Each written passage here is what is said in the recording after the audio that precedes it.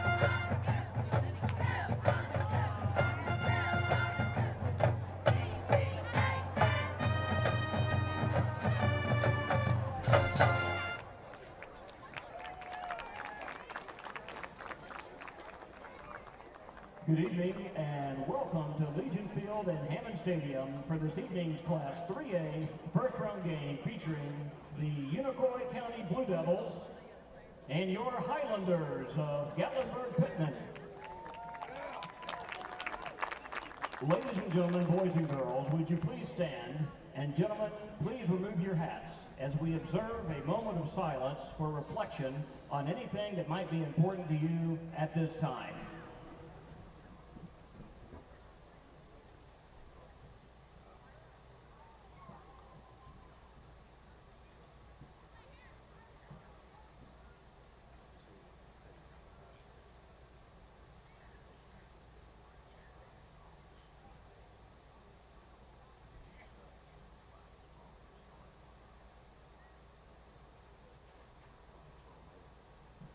Now remain standing, and veterans may render a salute as the Gatlinburg-Pittman High School Band honors America with the playing of our national anthem.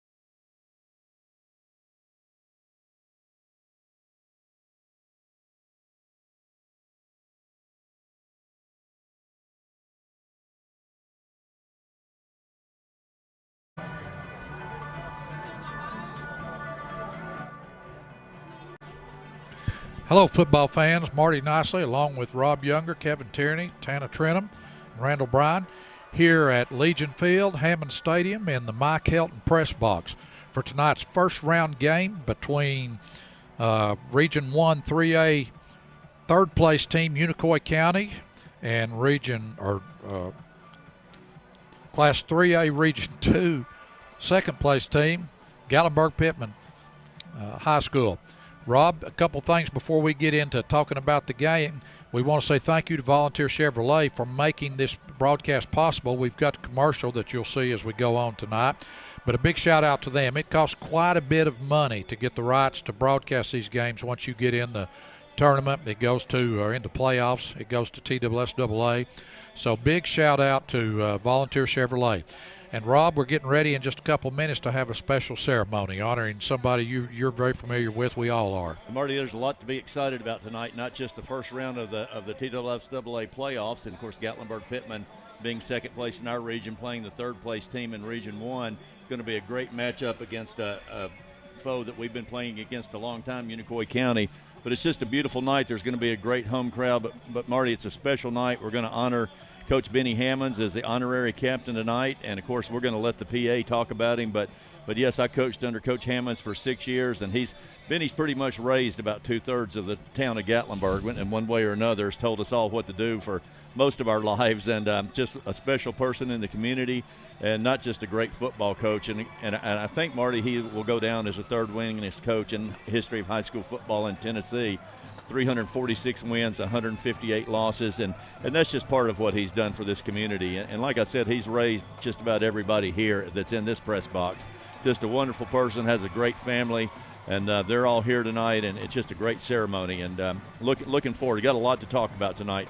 Of course, we beat Pigeon Forge last week. We're going to talk a little bit about that. We've got some incredible stats to talk about, season-ending stats that are just absolutely mind-blowing. But another beautiful night for football here in the Mountain Thicket. And Rob, I think that makes us 18-5 against Pigeon Forge, if Randall Bryan's stats are correct. And it was a tough game down there. We ended up winning by 1 point, but I think that they've been playing varsity football for 22 years, and I think that we're 18-5 against them. And I think since they've been playing varsity football, we've had nine win seasons. We've had 21 9 or more win seasons. Yes. So they're getting ready for the ceremony here. Big shout out to Conchita Owenby. We show up here tonight and we've got rosters and we've got information on stats and stuff. So, and Jason Schultz for providing us with stats too. Big shout out to him all season long. He's provided us stats. Now the captains are going out, and you see Coach Hammonds with the GP captains, and we'll let and Esteban Mendoza. We'll let the PA announcer take over here. Captains for your Highlanders, Carlos Orr, Brady Hammonds, and Luciano Lopez.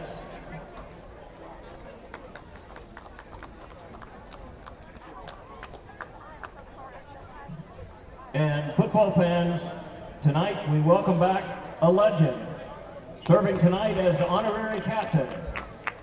The name Benny Hammonds will always remain the stuff of myth and legend to all those who call the Highlands home.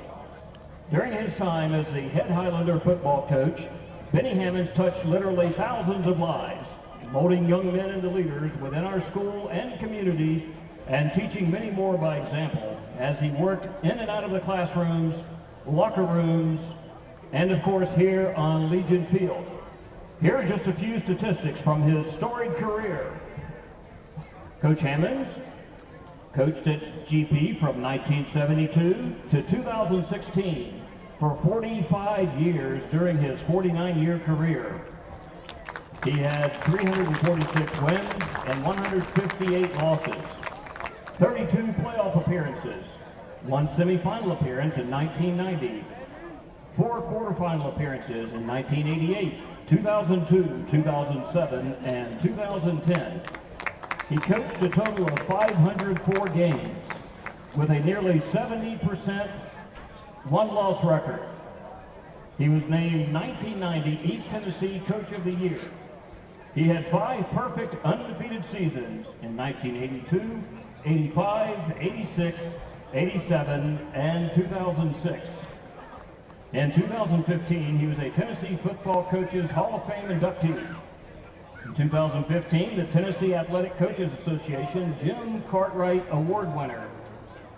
And he is a member of the class of 2018 Gatlinburg-Pittman High School Hall of Fame. Coach Hammonds leaves behind a legacy of hard work, integrity, and determination that will mark our school and communities for years to come. It is for all of these reasons that we wish to pay tribute to him this evening as an honorary captain. Gatlinburg-Pittman thanks you, Coach Hammonds, and welcome back to the field.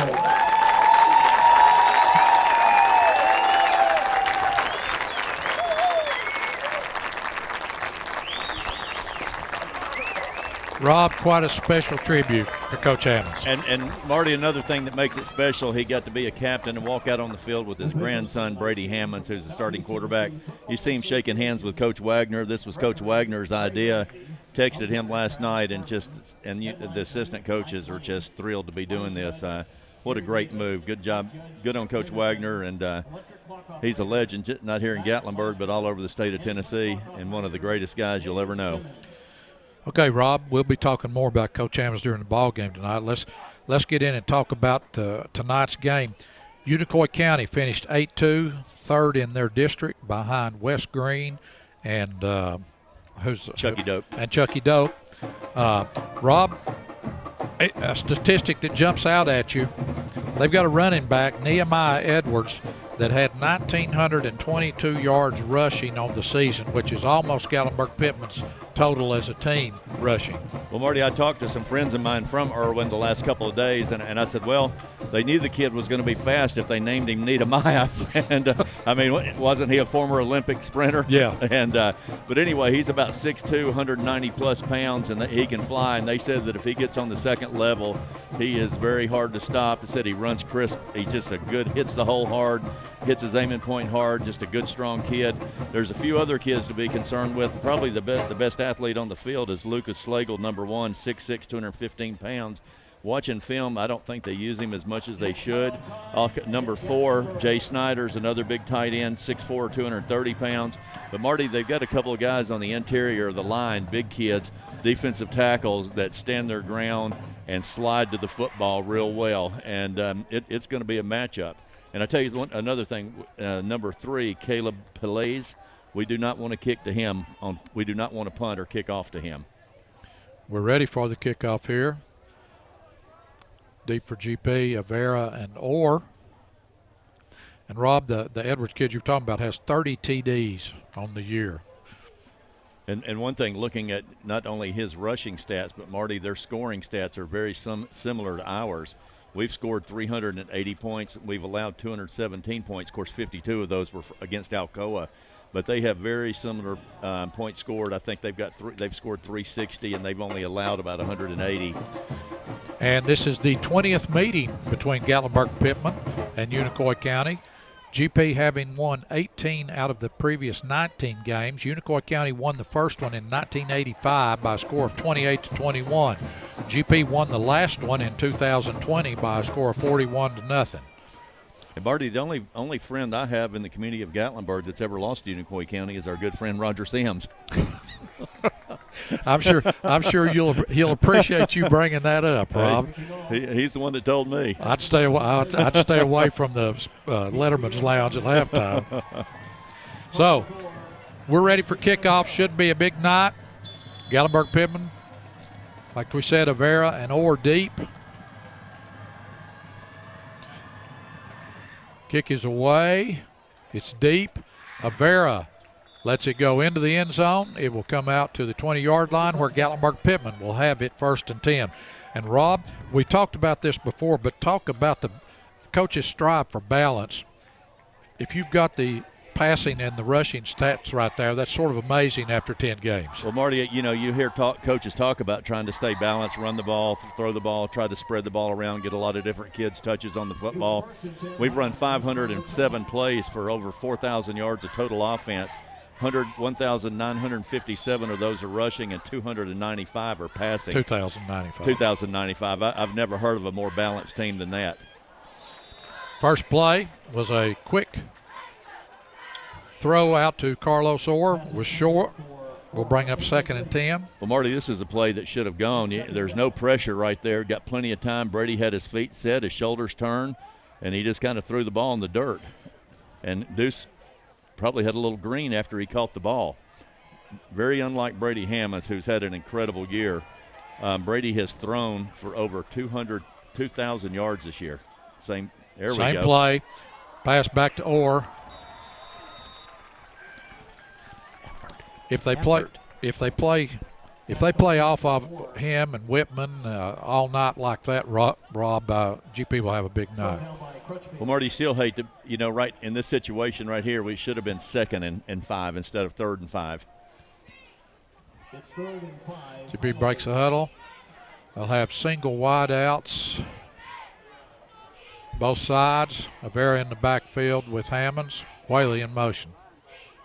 Handoff Avera, left side, turns the corner, gets upfield, has the first down.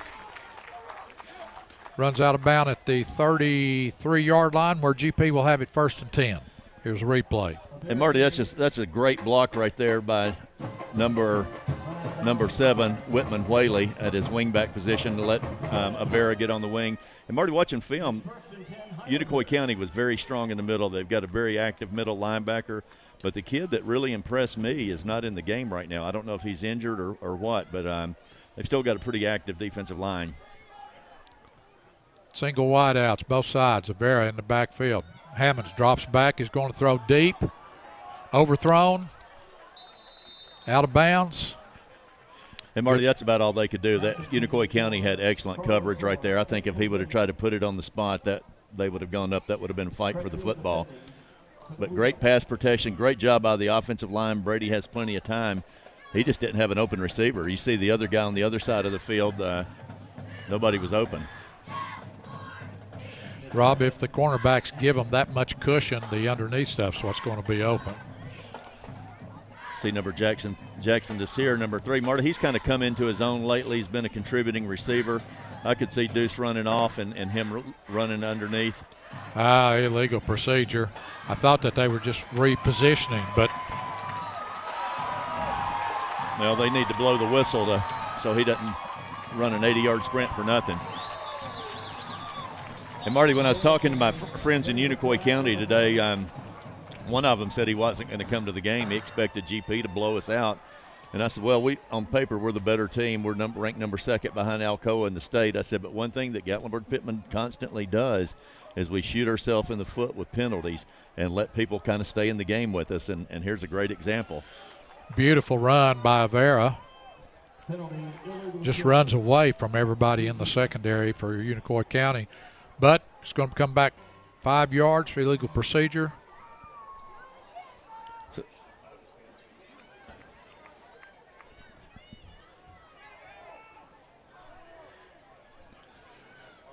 That'll bring up a 2nd and 15. And Marty, these penalties constantly put the pressure on the play caller, which is Coach Wagner and Coach Tyler Williams. It's a lot easier to call a 2nd and medium than it is a 2nd and 15. So 2 wideouts near side.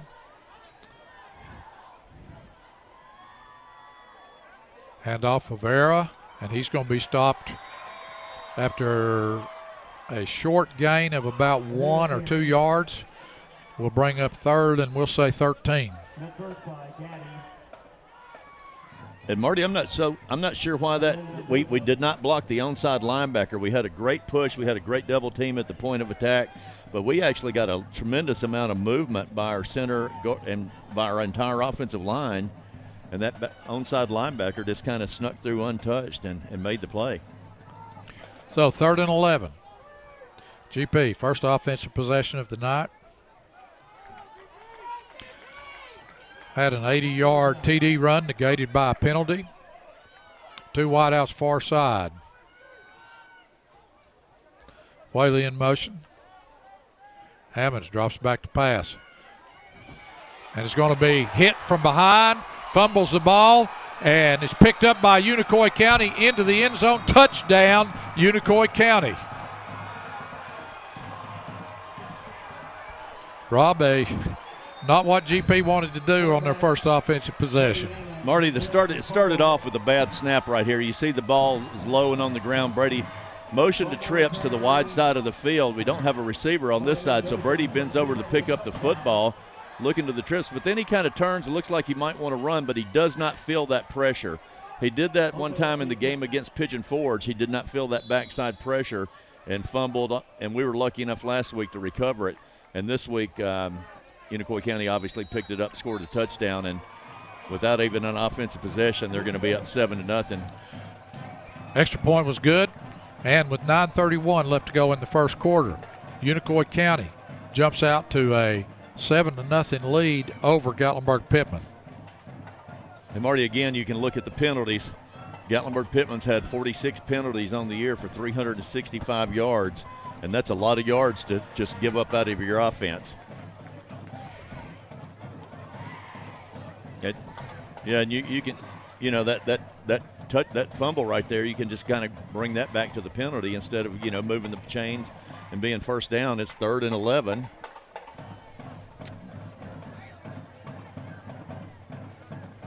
Marty, number 1 is, I was talking to some guys from Unicoi County. He's their best athlete. He's an all-region basketball and football player. 6'4", does a great job, and Slagle averaging 43.8 yards per game receiving. Yeah, you'll see him lined up at tight end. And the films that I watched, I thought, gosh, I'm not sure why they're not using this player more. The only reason I could come up with is because they've got a running back that had almost 2,000 yards on the season rushing. Well, that's a pretty good reason, yeah. You know, Unicoi County bucking the trend of most teams that we're playing. Just about everybody we're playing now is not squib kicking, but doing the high short kick and trying to kick it around the boundary about the 25-yard line. This guy's got a pretty good leg. He just almost kicked it into the end zone on his first kickoff. Another 51, Esteban Mendoza for Unicoi County. That ball's going to be fielded at about the 5. Avera takes it, will bring it back, looks for an opening, and is tackled about the 19-yard line. Great kickoff coverage from Unicoi County. Well, that's kind of what happens when you get the momentum. You score first, make a big play. You got momentum on your side. Everybody's pumped up. You got some of those young guys on that squad right there. And I wish it would have gone through the end zone. You know, Avera fielded it clean, but number 20 for Unicoi County was not touched by our blockers. Had a free shot at Avera. Marty, Avera's usually not one to let that first guy tackle him. So 1st and 10. 2 wide outs near side. Avera in the backfield with Hammonds. Whaley turned upfield too soon. That's another 5-yard penalty. Rob, playoff jitters? I don't think it's playoff jitters, Marty. We've been having penalties all year. It killed us against Pigeon Forge. It kept Hampton and Coosa Academy in the ball game with us. Like I said, it's hard as an offensive coordinator to call 1st and 15 or 2nd and 15. Then it kind of starts getting in your head, especially when closer you get to your own end zone here. You kind of feel like you've got your back against the wall. So GP, 1st and 15. Same formation, 2 wide outs near side.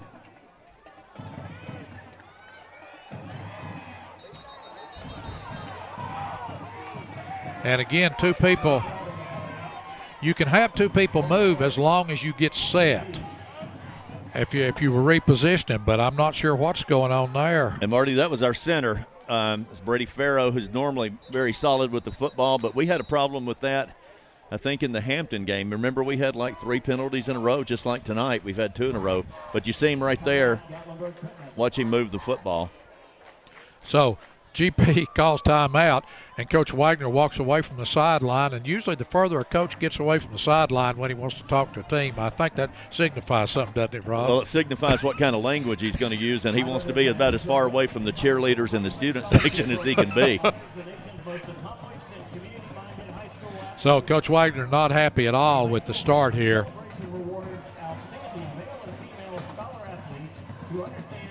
Marty, they're going to put in number 70, Jackson Case.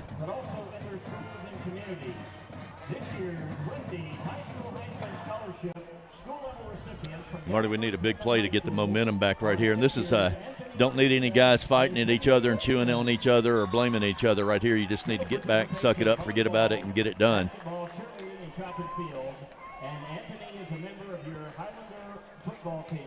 So 1st and 20 Congratulations, Anthony and Kendall, for representing. after 2 straight procedure penalties, 2 wideouts near side.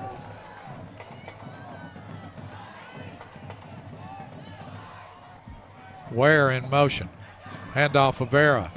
Cuts it back into the middle. Going to be stopped after a gain of about 3 yards. We'll make it 2nd and 17. And Marty, again, you look at that, and we've got great movement right there by Joseph Risnick. You see, we've got Luciano Lopez moved over at number 55 to a tight end. And we've got Kuba Pack playing that left guard, Brady Farrow center. I mean, we've got great movement, but there's a linebacker that goes untouched. And some of those double team blocks, Marty, that offensive lineman's got to slide off and make a combo block and keep that linebacker out of the play. Hammonds back to pass. A quick out to Whaley. Makes the first man miss, but tackled by a good inside pursuit from Unicoi County. It's going to be a gain of only about a gain of actually only about 1 or 2 yards. We'll bring up 3rd and 13. Well, Marty, the games that I watched on film, I really didn't pay that a lot of attention to their secondary because the teams that we were playing weren't throwing the football a lot. That they were playing were not throwing the football a lot. But Unicoi County secondary has great speed and runs with our receivers. Hammonds intended for a middle screen, which GP's run successfully this year, but Rob, they had that scouted. They had a man right there with Favera. Even if it had been complete, he would not have gone anywhere. You know what? Not only did they have it scouted, he almost intercepted that football, and that would have been an easy touchdown. The linebacker actually got his hand on the ball, and I'm not so sure if Favera did not see the ball or if it was thrown behind him. But that was a good play call. It's worked for us in the past, but obviously Unicoi County had it well scouted. So GP to punt, Aiden Jeanette. And Unicoi County does come after the punt, Marty. High snap, but it's fielded cleanly. They did not have a big rush on. Gets a GP roll. And it's going to be down at the 44-yard line where Unicoi County will have their first, with 7:42 left to go in the first quarter, will have their first offensive possession. Good punt by Jeanette. But, Marty, they've scored one time, and we're basically giving them the football back almost at midfield. And so this will be the first time going against number 34, Nehemiah Edwards. 6'2", 200-pound running back that can fly. And Marty, most of the game film I watched, they came out in a one-back set. Ingles, the quarterback, in the shotgun. 2 wideouts far side. Handoff, Edwards into the line. Going to be stopped for a gain of about 2 yards. It will be 2nd and 8. There's a replay. Marty, great job by the front 7 on that defense.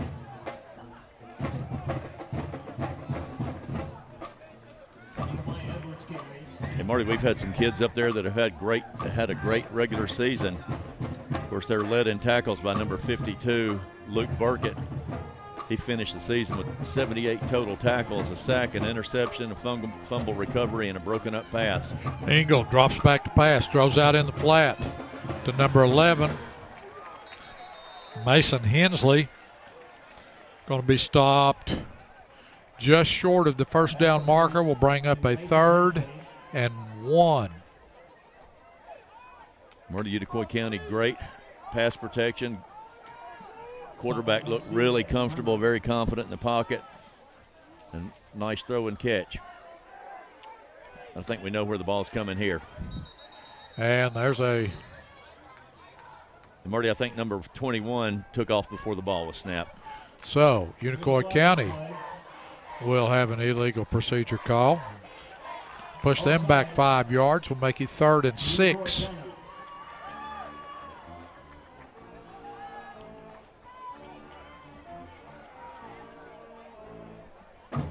A lot of the things they do on offense should be very familiar to GP. It looks a lot like some of the things we do. You'll see their number 21 kind of does a lot of the same things that Whitman Whaley does for their offense.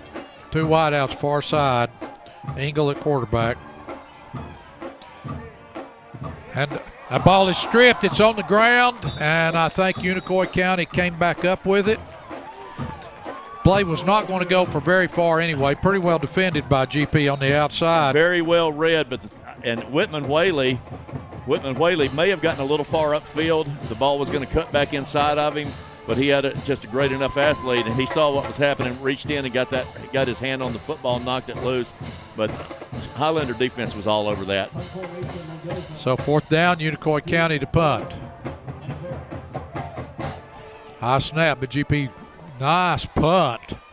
It's going to be fair caught by Carlos Orr. And Marty Esteban Mendoza probably has the best leg that we've played against this year. Nice job by Deuce Orr handling the ball, fair catch. Otherwise, that one might have been downed inside the 5-yard line. So GP will have it 1st and 10. Third offensive possession.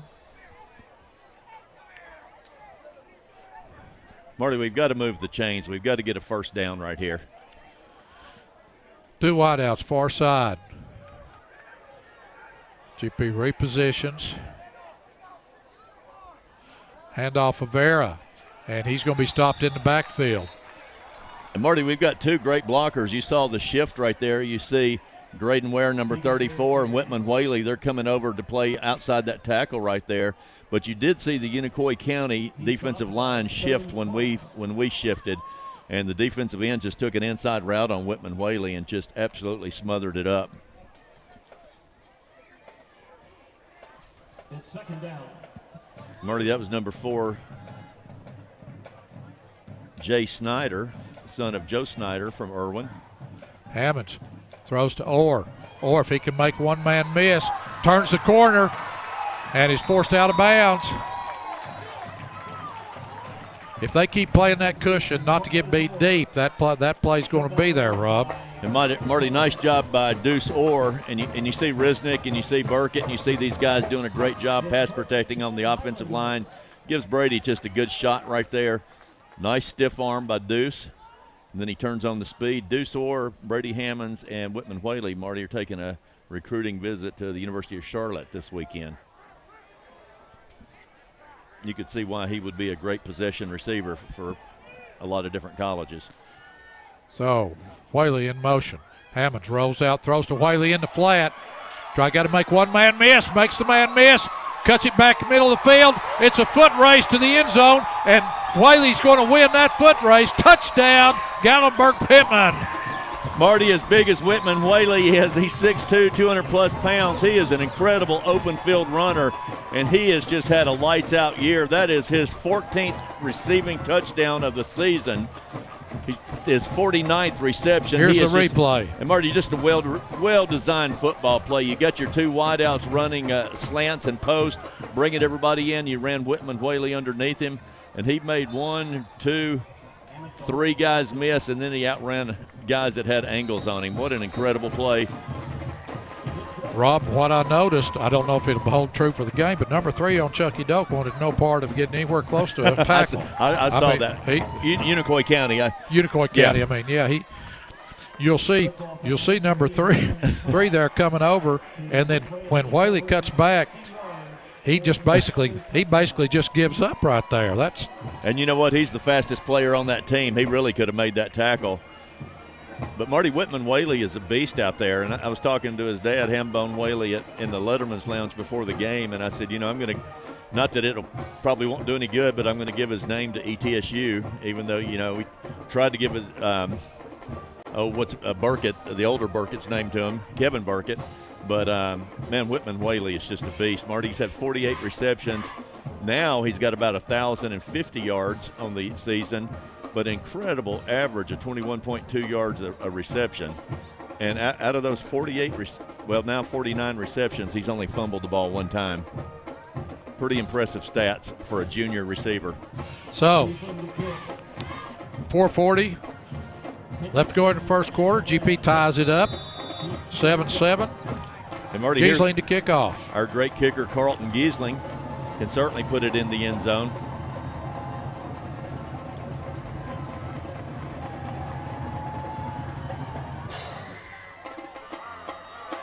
High kick going to be fielded at the 5. Uh-oh. Open field. And Carlos Orr makes a saving tackle. Marty, I'm not sure what happened to our lane coverage right there, but the middle of the field, there's hardly any. We do not have any defensive players between the hashes right here after he catches the ball. Well, Rob, I noticed there was confusion among who was supposed to be where before they kicked off. So he takes it toward the hash, and then he comes right there. Were it not for Deuce, that was the touchdown.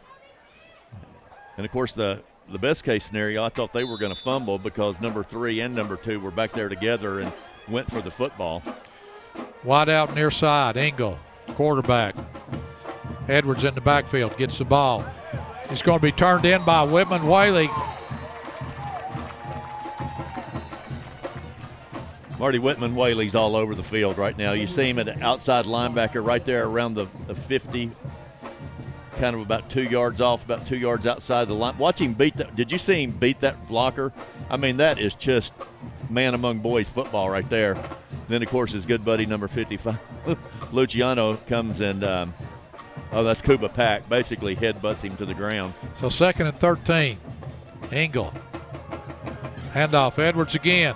Looks for running room. Going to be tackled, gets back to the line of scrimmage, and then probably 1 more yard will bring up a 3rd and 9 for Unicoi County. Looks like a number 32, Elijah Bremer, on the initial hit right there. Is kind of holding him, waiting on his buddies to get there. Enzo and company have finally arrived and knock him backwards.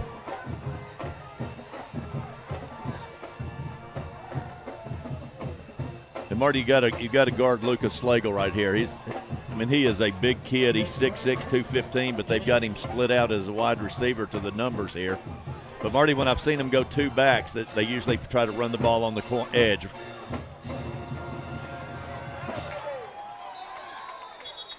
Oh, that was that an inadvertent whistle? The quarterback didn't act too upset about it, but I think his knee touched. A great tackle by Deuce Orr. See Deuce coming up from his safety position. I guess that was a quarterback keeper all the way. It didn't look like they were trying to run the option, but yeah, he was down. So Unicoi County will punt it for the 2nd time tonight. You got to watch this snap. The first punt, the punter had to jump up to catch the ball. Yep. Boy, he's got a strong leg, Mendoza does. I think that kid, I thought it bounced into the kid and hit him on about the 4-yard line. I'm very thankful that it didn't. It did, but went on to the end zone, so it come back to the 20-yard line where GP will have it 1st and 10. Mendoza has a very strong leg.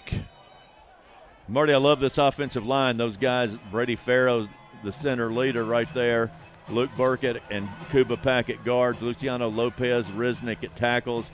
Got Graydon Ware in there. He's a tight end, but he's a glorified tackle.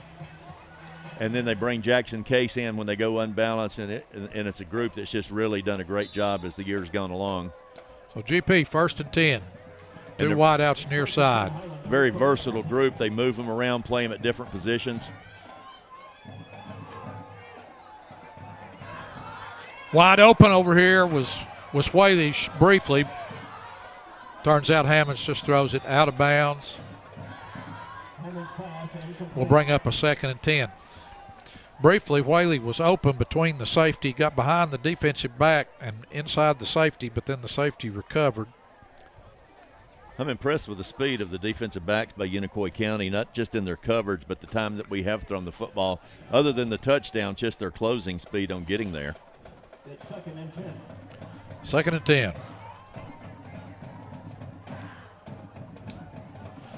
Single wideouts both sides. Whaley goes in motion. They throw the ball to Orr. Orr makes one man miss. Gets up the sideline. Foot race. And the safety coming over. Saved a touchdown. Nice throw and catch. Great run by Deuce. Watch Deuce. He always catches the ball with his hands. He never tries to trap the ball. He always catches it and secures it before he runs. But he's been breaking outside after every catch, which is what this kid anticipated. He takes a jab step, cuts it inside, uses that great stiff arm, and just almost outruns the entire Unicoi County defense. This kid made a shoestring tackle. So 1st and 10, Gatlinburg-Pittman. 1:59 left to go in the first quarter. Single wide outs both sides. Handoff, Avera. Avera cuts it outside. And goes out of bounds. Gain of about 5 will bring up a 2nd and 5. Yes, a much easier call by the offensive coordinator. He can almost take a breath right now.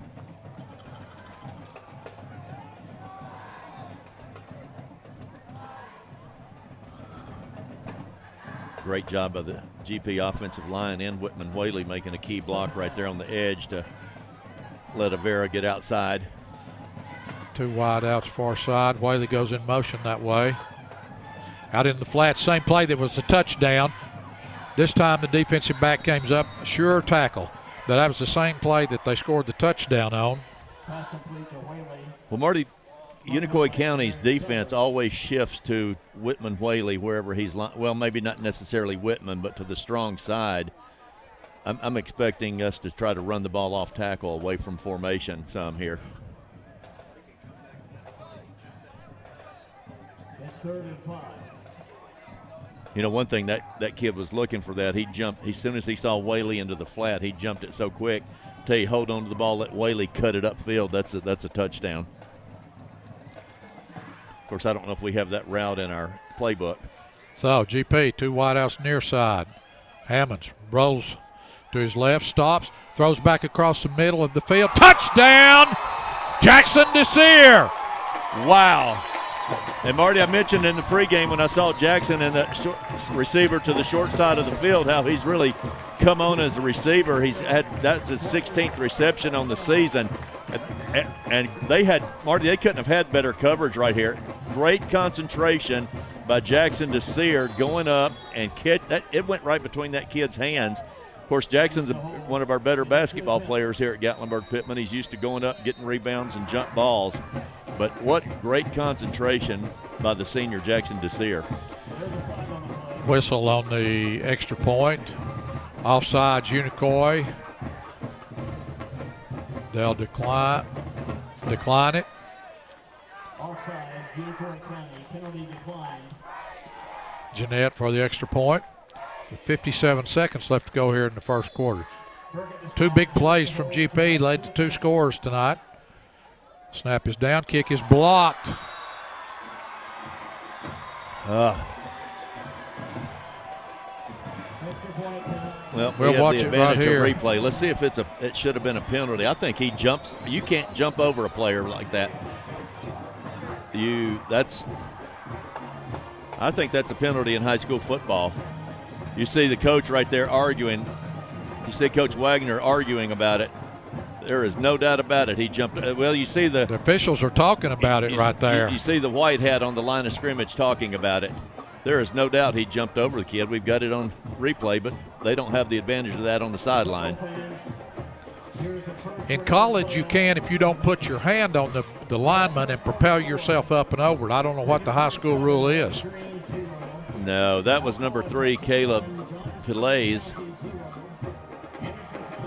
And Marty, what do they do? Do they call it back? No, they're not going to. They're just going to say watch it the next time. I think they're not going to do anything about it.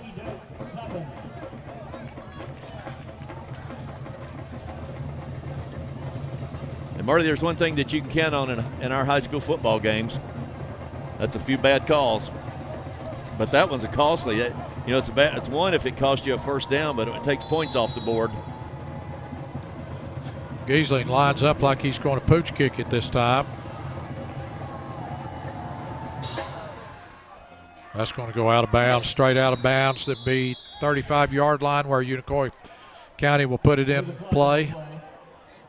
Marty, one thing that we've given Unicoi County, we have given them the ball every possession just almost at midfield. Of course, they earn one on a return, but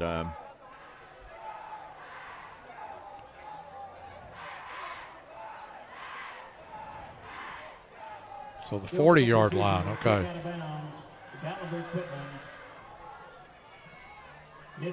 College is 35 if it goes out on the kickoff. Okay, Unicoi County, 1st and 10, 3 wideouts, far side. Engel at quarterback, handoff Edwards. It's hit, but then he was let go. And Marty, that is just very poor tackling. Number 41, Enzo, had him wrapped up. There's a penalty at the 40-yard line. Hopefully that's a block in the back. But, I mean, he had him right there at the line of scrimmage, had him completely wrapped up and just let him go. I mean, had a great play, great tackle for a loss right there, and basically just spun him around and threw him downfield. That might be a hold or a block in the back right there against number 1 from Unicoi County. There's a flag on the play. It is coming back.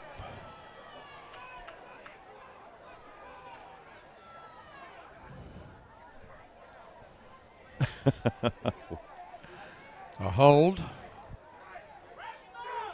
Block in the back, Unicoi County. I hear a few fans yelling, "Wrap him up." Well, he had him wrapped up.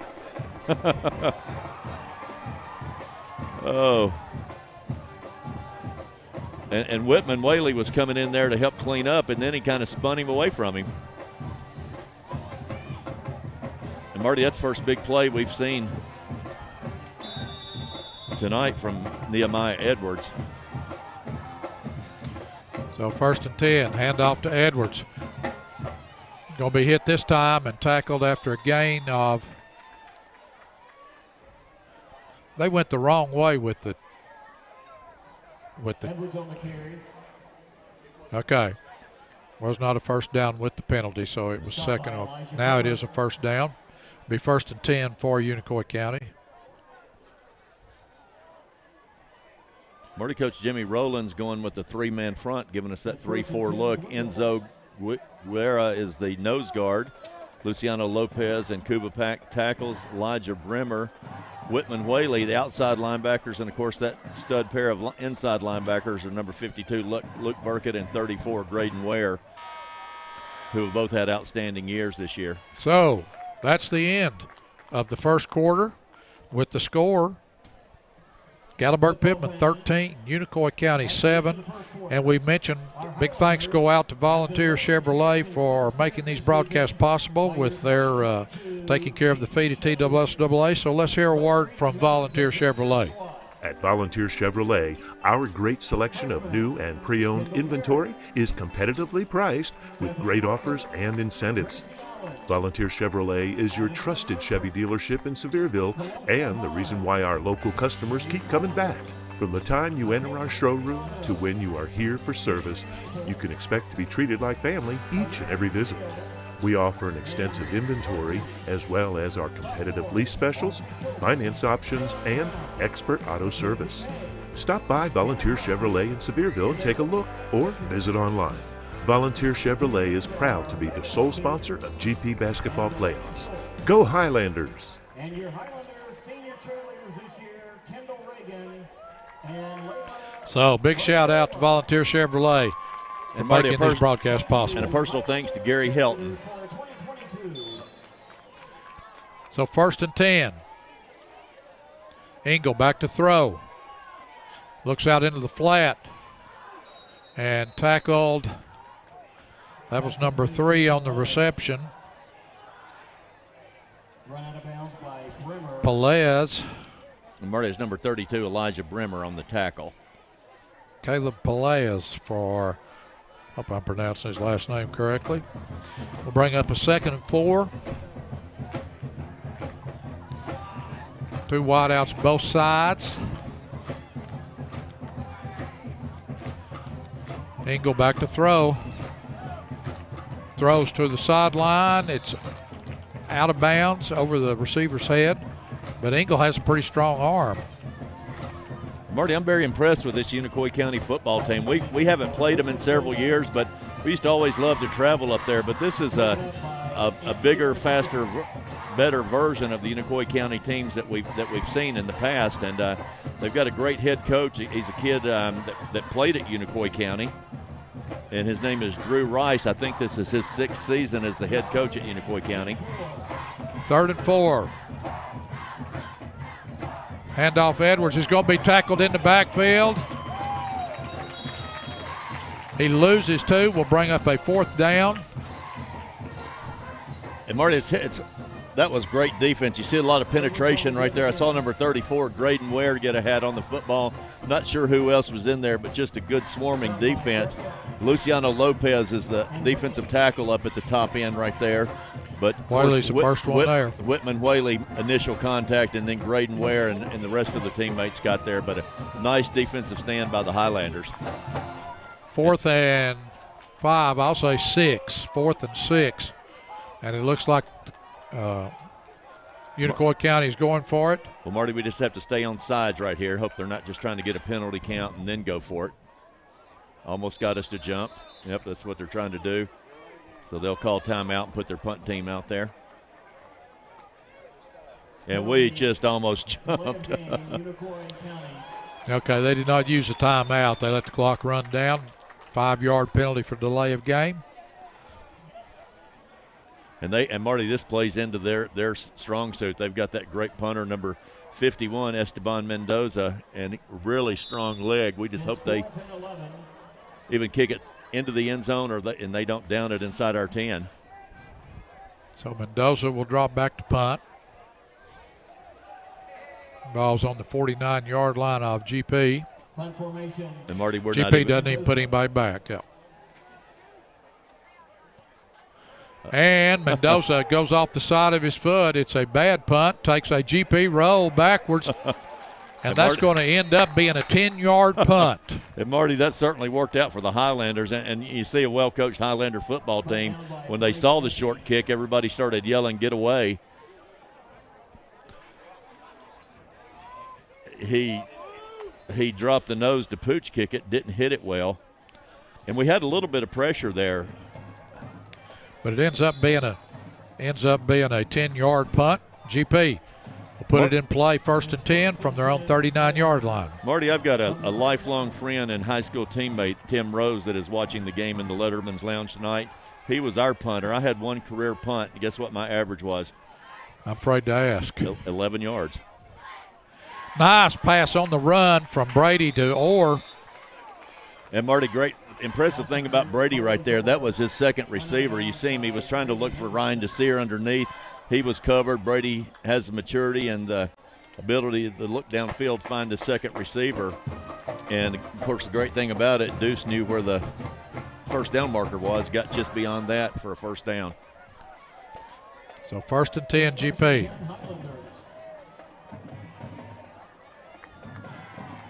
Ball hands off to Vera off the right side. It's a look at the pancake block. We'll watch that on replay.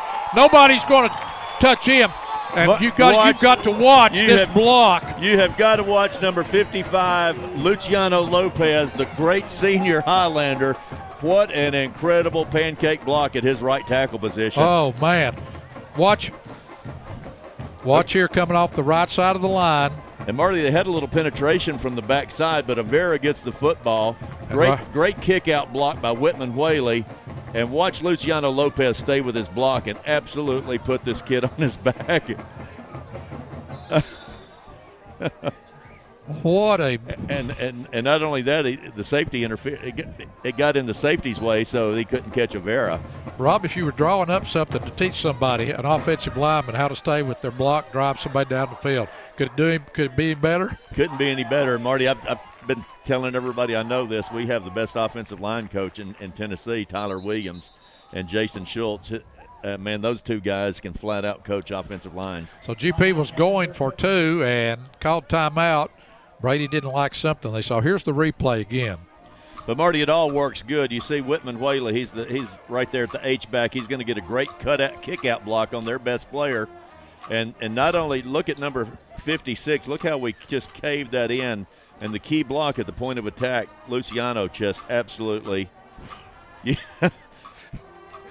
If Tegan Avera gets a decal for this touchdown, he needs to at least tear it in half and give half of it to Lucy.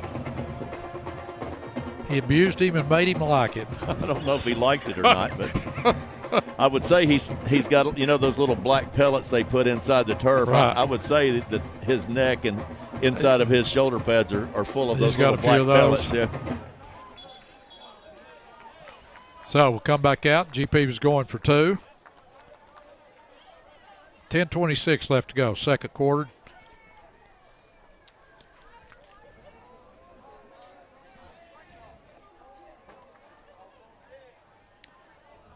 Boy, the Highlanders got off to a shaky start, but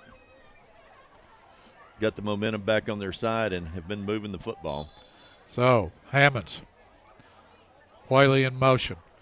Handoff, Avera off the right side into the end zone. 2-point conversion is good. And with 10:26 left to go in the second quarter, GP leads Unicoi County 21-7. Here's the replay.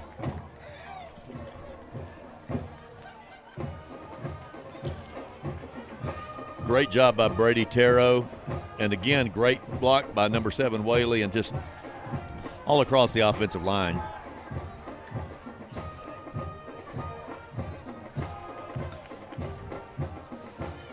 So GP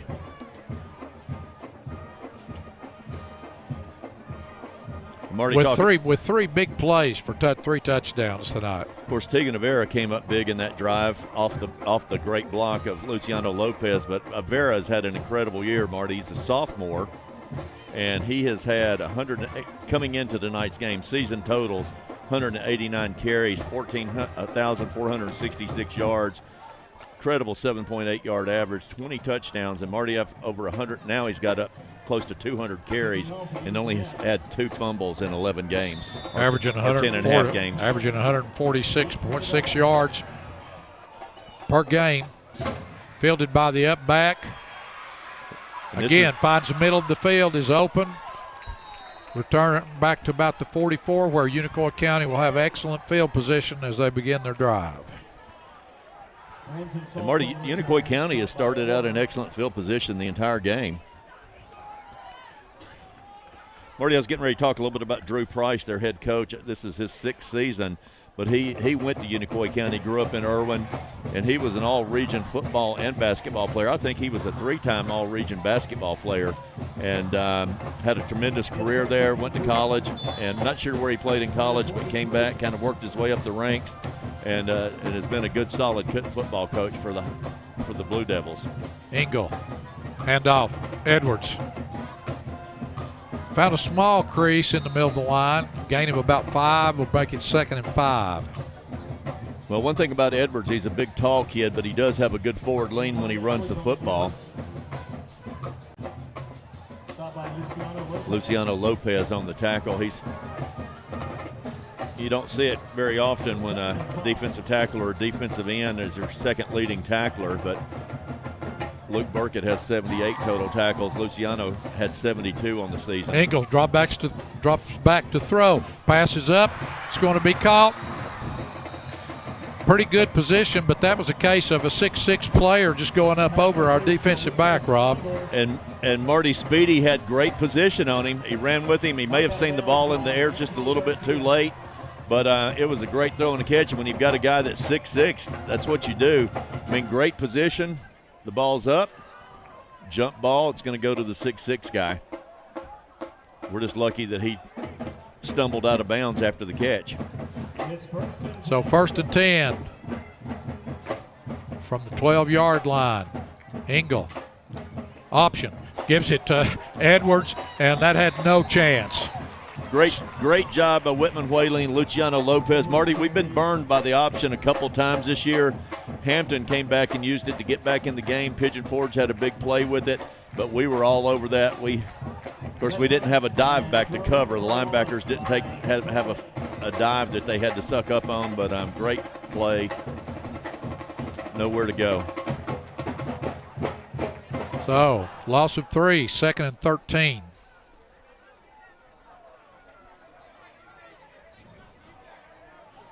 Engel back to throws, looking for Slagle. Dropped at the 6-yard line. And Marty, good coverage right there, good pressure right there at the end. And I thought Speedy Garcia was going to step in front of him and make the interception right here. See him go into his back pedal, and he runs the out, and pretty easy one to read.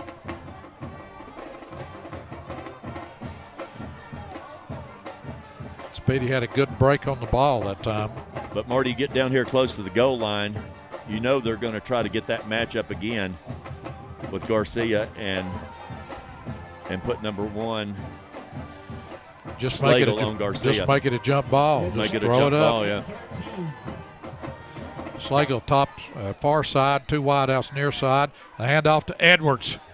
Edwards is tripped up but falls forward down to about the 9-yard line, where it will be Edwards on the give. fourth and we'll say 7. And Marty, lucky we got that right there.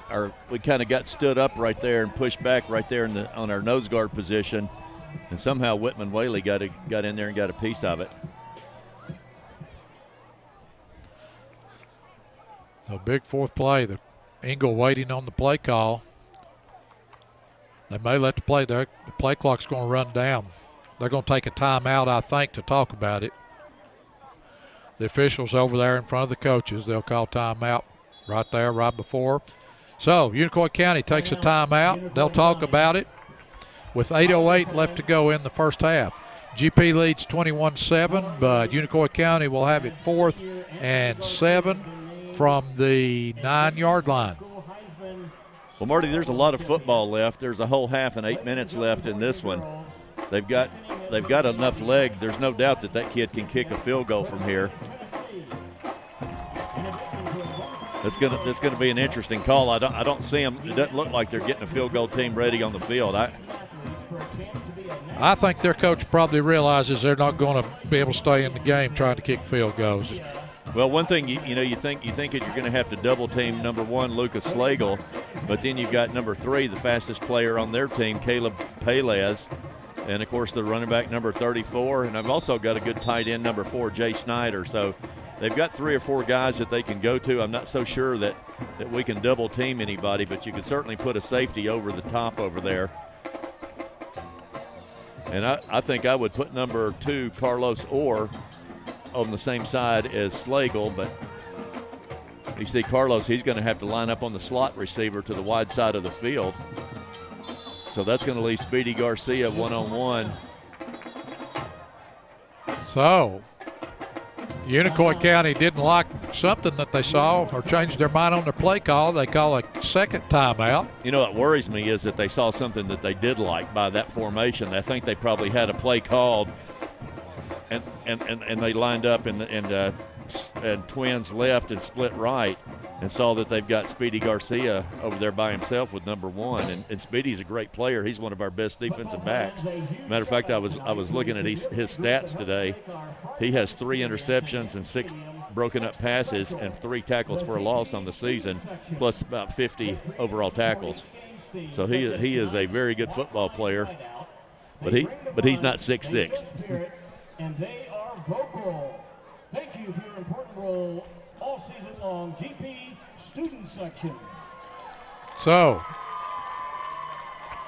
2 backs in the backfield with Engel. Well, that's just for maximum pass protection. They run we missed him. But I don't think he got the first down if that spot is correct. Burkett was on the move right there. We're going to have to see what. And Marty, that's going to be GP football. Pittman ball by a half yard or less. You know, I think the quarterback took off too quick. You know, we had max protection. He was going to have a little bit of time there. But big number 52, Luke Burkett, gets on his horse right there from his inside linebacker position, knocks him out of bounds. And Marty, Luke Burkett is getting a little college attention. I know he took a trip over to Elon, I think last Saturday, and saw a game. And he's just a junior, so we've got some great returning players. So GP 1st and 10, deep in their own territory at the 3-yard line.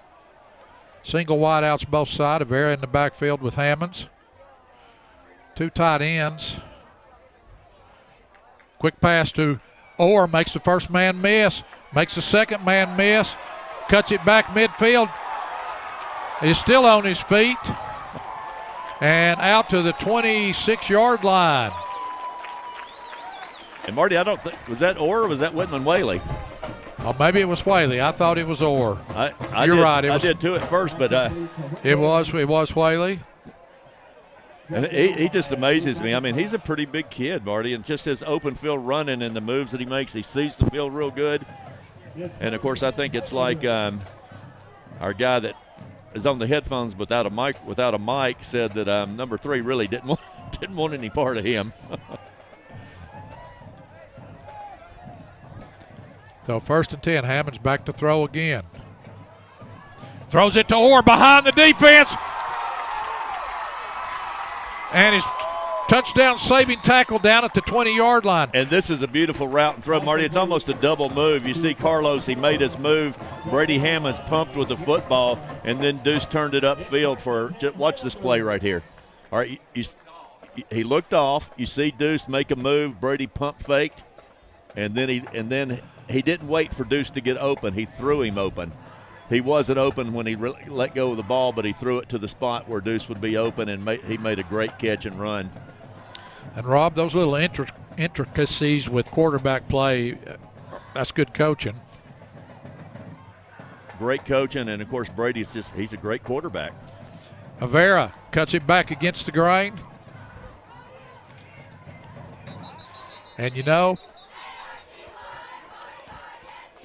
Deegan's going to end up with a gain of about 5. But if you watch the replay, he had a lineman. I think I might have just followed that lineman. Maybe not. Second down. 2nd and 5.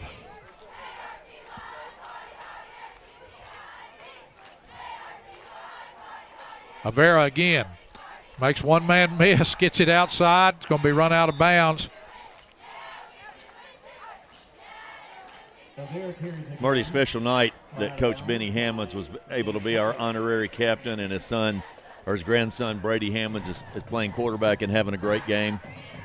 Of course, his son Lee Hammonds is on the sideline coaching. His daughter Chrissy is here. And I don't think Chrissy's probably ever missed a Gatlinburg-Pittman football game, and his wife Beverly's here, who I know she hasn't missed a game. Just a great football family. So, 3rd and 4. Single wideouts both sides. Whaley in motion. Handoff of Vera up the middle, into the end zone. Touchdown, Gatlinburg-Pittman. And again, number 55, if you get a chance to see it, on number 45, the linebacker, he just buries the linebacker. And the linebacker's a little bit woozy, looks like, when he gets up. Watch 55. Well, Luciano is really a lineman, but he lines up at tight end right there. And you see, and look at Brady Terrell down. And Marty really, oh my gosh, he buried him. It is a mismatch. Once you get body on body, it's a mismatch. But I can tell you from playing offensive line, one of the hardest things to do is get to a linebacker, not just get to that second level, but actually get good contact on him. Here's the extra point. Up and good. So with 6:18 left to go here in the second quarter, GP pushes the lead out to 28-7 over Unicoi County. Well, Luciano Lopez. Here's the replay on the touchdown again, Rob.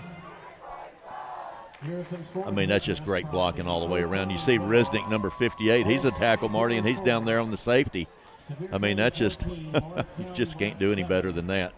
Anderson County 41, Seymour 0, Alcoa 35, Johnson County 0, Pigeon Forge 21, West Green 0.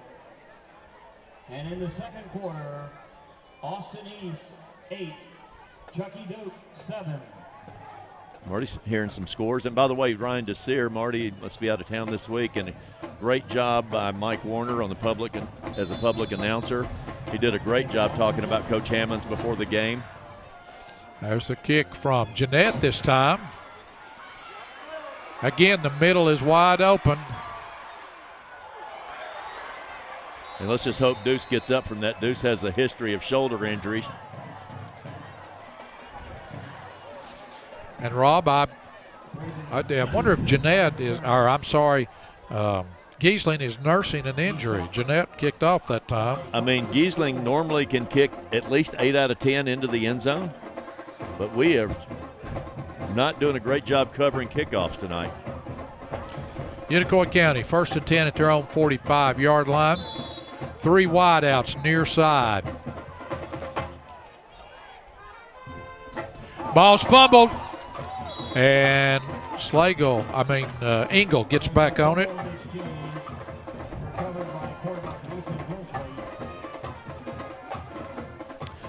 Rob, the wind's kicking up a little bit. There's a wind advisory for late tonight or tomorrow. Well, Marty, we're going to string up our fly rods tomorrow, so I assure you it's going to be windy tomorrow. Bunch of leaves in the stream. Yeah. I don't know. Most of the leaves are down. It might not be too bad. 3 wideouts near side. Engel drops back. Looks to Slagle. There it is, thrown up in the air. And it looked like Gonzalez got his hand in there and might have deflected it. Well, Marty, it's good play. You see they had trips to the wide side of the field. They had the slot receiver standing up, waving his hands, yelling at the quarterback, trying to get the attention over there, running Slagle one-on-one against Garcia. I'm not so sure Slagle didn't push off a little bit right there. But I think you're right. I think Garcia got his hand in there. He got his hand in the pocket right there. Now they throw it out to Edwards. Makes one man miss, makes another man miss. Still on his feet. Gets down to about where it'll make it 3rd and 2. And Marty, that was a good football play by Unicoi. They got him out there by himself, and that's the first time he's had any room. You see Elijah Bremer kind of overrunning the football just a little bit, and I'm not so sure who finally brought him down. 4th and 2. And Unicoi County going for it. Well, you would expect the ball to come to Edwards right here. And like I said, when I saw this formation on film, it was usually trying to run the ball to the edge. But last time they did just that, quarterback keeper. It is the first down, enough. Oh, that was a different quarterback, Mason Hensley. He may be their running quarterback. You know, we can't go back. That might be when they put him in there. And Marty, they're really testing Speedy Garcia tonight. He has been challenged, and he's really held up to the challenge. And I don't know if they're specifically going at him or if they're just a right-handed football team and he just happens to be playing left corner. I did not pick that up when Hensley came in place of Engel at quarterback.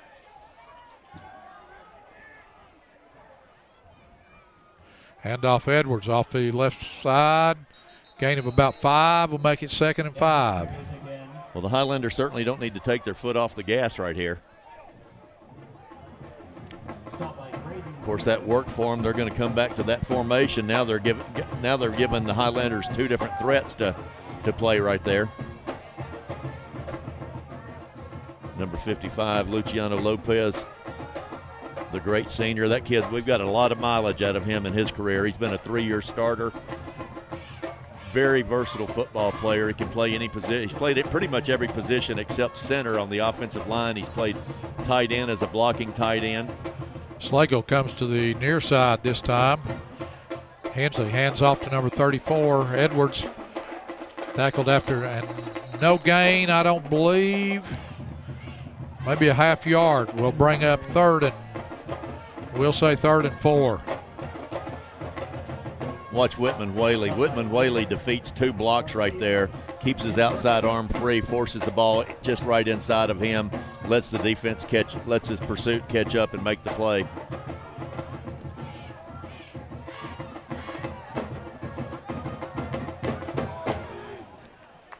So 3rd and 4. Hensley's in the shotgun. Handoff Edwards. Gets through the line, drags a defender. We'll have the first down. And Marty, when you play him, I'm starting to see as the game goes on, more solo tackles than you would like to see. You're going to have to start getting more hats on him and get more kids to the football. Clock runs, 2:26 left to go in the first half. Both teams have one timeout remaining. Because Marty, one thing when you and as you know, is over the years when we play a big running back like this, it's used to getting the ball a lot of times. They only get better as the game goes along, and sometimes they can be slow starters. Play clock running down here. Hensley rolls out, throws, it's deflected. Incomplete. Will bring up a. See him go max protection right there. And Marty, I think that's number 52, Luke. No, that's number 32, Elijah Brimmer, outside linebacker, drop into the flats and then on past the numbers. He got his hands up right there. So 2nd and 10.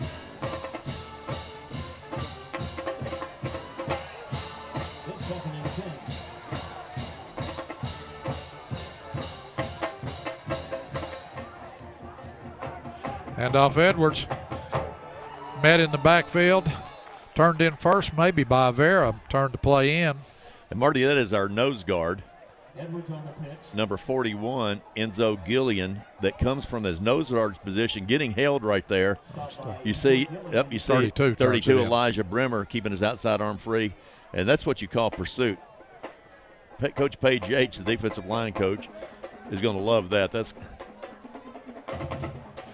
So we'll bring up a 3rd and 7. I'd still like to see more yellow helmets on number 34 when he gets the ball.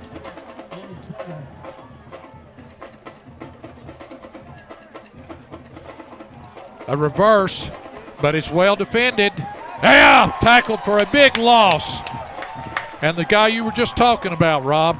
Marty, that's number 32, Elijah Brimmer. He came in to start when Reese Cole got hurt after the second game. He's played a lot of football, and he is a sophomore. See, Luciano reads it. Everybody on our whole team did a great job reading that. But what a great job and what a great open field tackle by Elijah Brimmer. Elijah's the one, he says he's made 3 big plays in a row. He turned the play back in that Enzo made, and then the play before that, he's the one that knocked the pass out of bounds. So GP calls their final timeout to stop the clock, hoping to get it back here maybe with a few seconds left on the. We've seen that this year from GP. Coach Wagner is not one to take a snap, put the knee down, let the clock run out before the half. We just hope it doesn't backfire on him. Marty, great job by Coach Brad Wagner in his second year, because coming into this football season all summer, all we could think about were the players that we lost and the tough schedule ahead. You know, when you look at playing Austin East, Alcoa, Loudon, Hampton, on and on and on, it's just a daunting schedule. And then you got Northview, Pigeon Forge, and our region games, and it's just ended up 9-1, and we were thinking, gosh, 6-4 is not going to be a horrible season. But Coach Wagner and his staff, they have just done a great job. I think he said today in the paper that they played 4 teams this year that were ranked when they played them. That's true. And of course, and Marty, it looked like Unicoi County was going to and should have been the first place team in Region 1. Right, well, they're ranked 10th in the latest poll, I think. Long pass downfield intended for Slagle. Incomplete. GP will take over with 36 seconds left to go on the clock, and they will have the ball on the on their own 38-yard line. He should have caught that ball. Great coverage. We had a man over the back, but Slagle had an opportunity to catch that.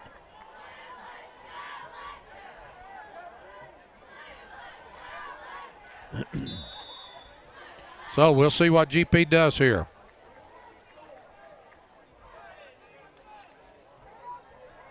They've had several big plays right before halftime this season. Well, one, we've got Garcia lined up as a wideout. Empty backfield. Hammonds throws across the middle to Whaley, and there he goes. Got a blocker. There's nobody going to catch him. It's touchdown, Gatlinburg-Pittman. And what did we say? And Marty, Whitman Whaley, when the ball was snapped, he just took off flying right up the seam. Brady never hesitated, got the snap, hit him in stride, got a block from Tegan Avera, and it was a touchdown all the way. But you see him coming from his wing position there. Just a perfect throw. Brady doesn't really have to break stride, catches it. He's already in the, I mean, as soon as he catches it, he's already making a cut. Calls two guys to run into each other. Then we've got Tegan Avera making the block right there, and wow. Kick is up. Kick is good.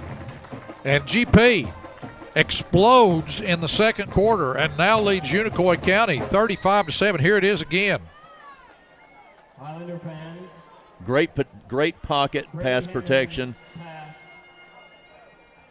to Rick Whaley, covering 62 yards for the Highlanders touchdown.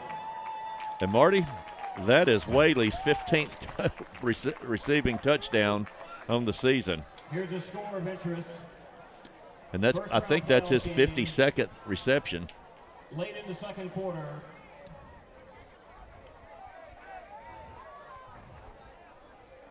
Well, one thing we need to do is come out and play solid football the second half.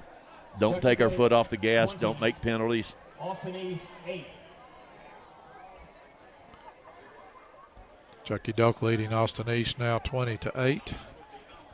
We play the winner of that game next week if we win and advance. So 23 seconds left to go. That took 13 seconds, Rob. Highlanders have gotten it. Well, after a shaky start on that first possession, we've done a great job. Great job by defensive coordinator Jimmy Rowland. He dials up a great defense every week. Fumble. Ball is down. And I think Unicoi County got it.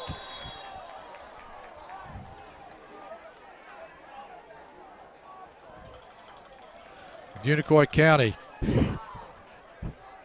That was huge there. If GP had recovered that, they're going to the end zone again. And Tegan Avera, initial hit, caused the fumble. And it just kind of squirted around, took a backwards bounce, and Unicoi County is lucky to fall on it. So 20 seconds left here in the first half.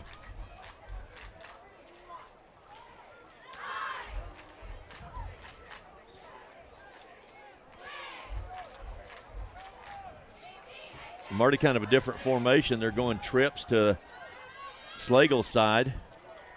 Then they hand off to Edwards. They might just be content just to I think they're content to get out of here. Edwards on the go.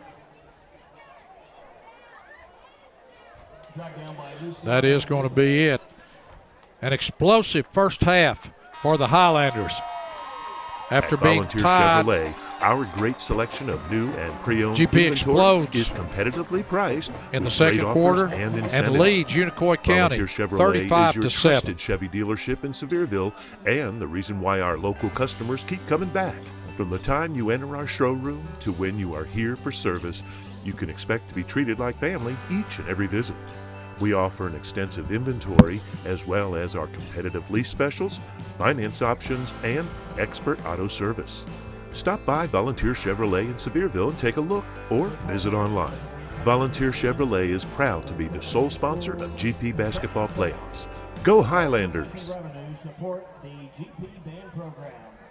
The band thanks you for your support.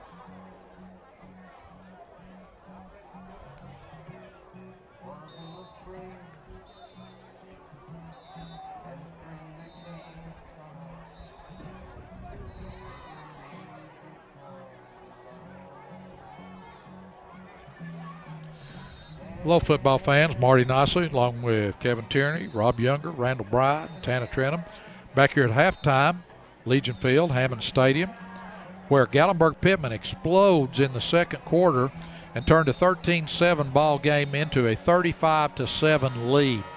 A lot of big plays.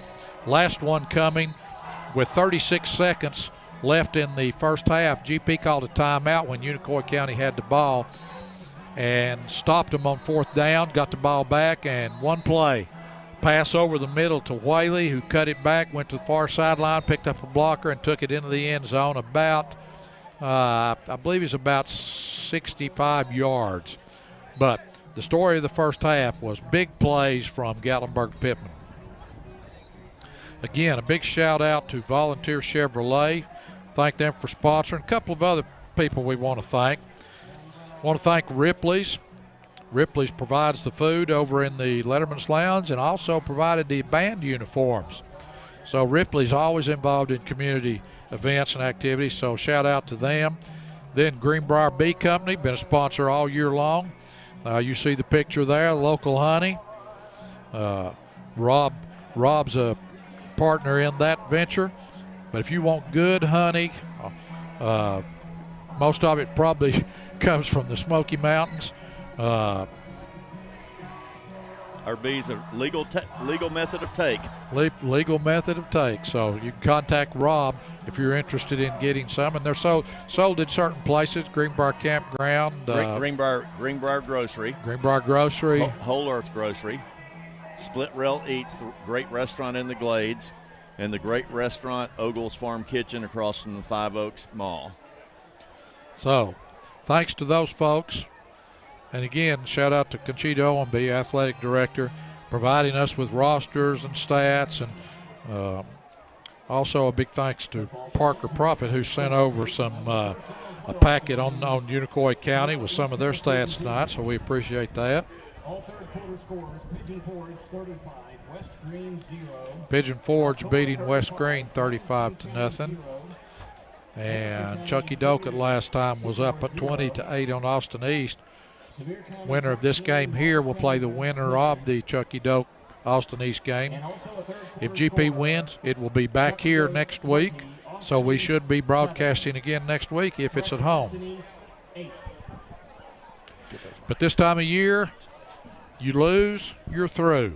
So, and Marty, as we know, all roads lead through Alcoa.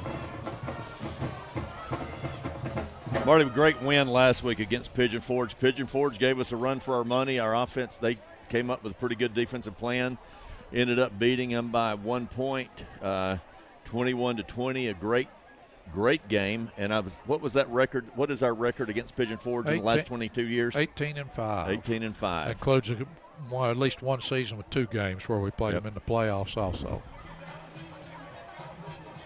So waiting for the clock to run down here. There it is. Gatlinburg Pittman, Marty, just best record in Sevier County. Definitely the best passing and best offensive stats in Sevier County. Coach Wagner it's just been a tremendous season. And, boy, what a great place for a kid to go to school and to play sports. So Jeanette to kick off. It will be a pooch kick again, directional. Stays in bounds, picked up, and then brought down immediately at the 30-yard line. Better coverage that time from the Gatlinburg Pittman coverage team. And Marty, that was the great freshman, number 20, Cecilio Rodrigo, on the tackle. And he's had a very solid year. One of my favorite players. He's the second leading rusher. He's the second leading rusher, and as a freshman, 38 carries for 321 yards. Not too shabby. Great kid. He was one of Jackson's teammates for last year on the junior high football team and the junior high basketball team. My son Jackson, yep. And great. He's a great football player. Cecilio is. So, 1st and 10, Unicoi County. Hensley, I believe, at quarterback. Handoff the first time tonight for the speedster, number 3, and he's tackled for a loss. And again, watch Whitman Whaley. Whitman's the outside linebacker at the top of the screen. He reads it, does a good job, defeats that block, but he keeps that outside arm free. And Not really sure how he did that. He reached out with one hand, grabbed that kid by the arm, and pulled him down. And Marty, that's just great coaching. It's being coachable and desire right there, because that's just the cardinal rule, is to keep your outside arm free, not get beat outside. And so 2nd, 17. Handoff Edwards, and he's tackled basically no gain. Might have gotten one. Marty Whitman Whaley's offensive stats are just eye-popping. We've been talking about those all night.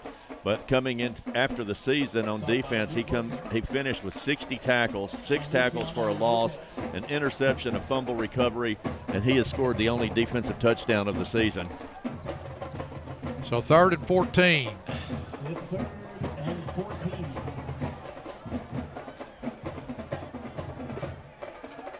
Single wideouts both sides. Hensley handoff to Edwards.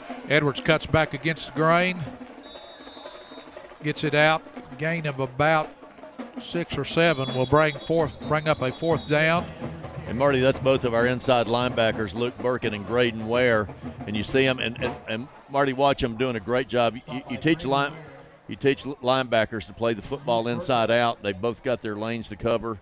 Those two boys have had a great season. Of course, Graydon Ware is the son of David and Keisha Ware, but Linda and Jerry Ware are his grandparents, and of course, Jerry had heart surgery about a month ago and hasn't been able to come to all the games, and him and Linda have been watching our broadcast, and usually hear from them after every game, and glad that he recovered from the heart attack and or the heart surgery and is doing well. Number 45 for Unicoi County. Jerry, of course, now that we've talking fishing all night, Jerry, one of the great fishermen in Sevier County. So Mendoza to punt. Lavera drops back deep. Watches it go over his head. It gets a Unicoi County roll inside the 20. It'll be down at about the 16-yard line, where GP will put it in play 1st and 10 on their first possession here in the second half. There's a flag on the play. I'm not sure it's on the sideline here.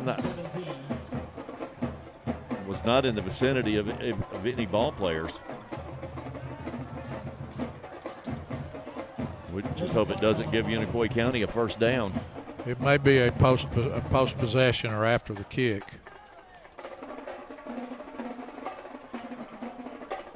Not a sideline penalty on it. Personal foul.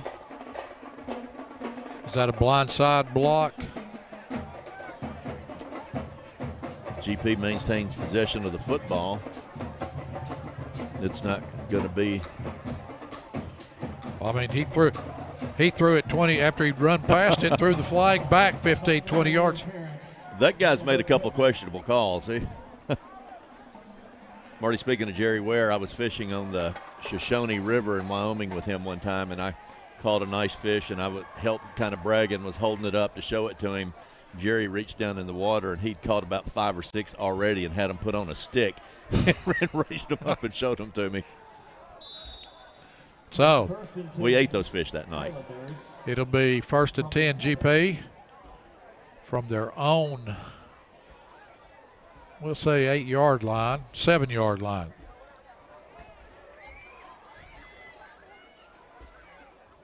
Hammonds throws to Orr.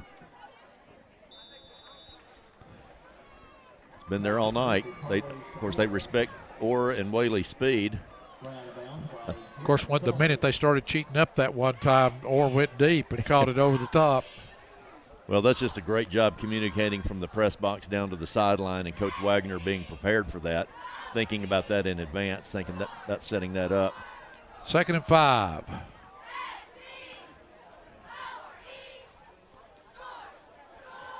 Brady brings play in. Marty, Unicoi County still single wide outs both sides. Shifting their defense to the strength. Whaley in motion. Avera off the right side, cuts it back, puts his head down, and has more than enough for the 1st down. Marty, just great onside blocking right here, but watch the backside guard, Luke Burkett, pull around right there.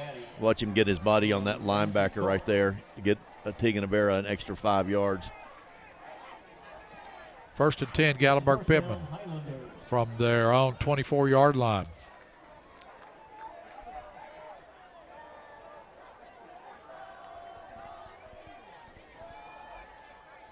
Two wideouts near side.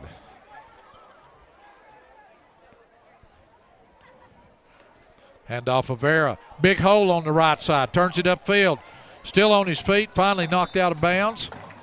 After a gain of about 15 yards for Vera.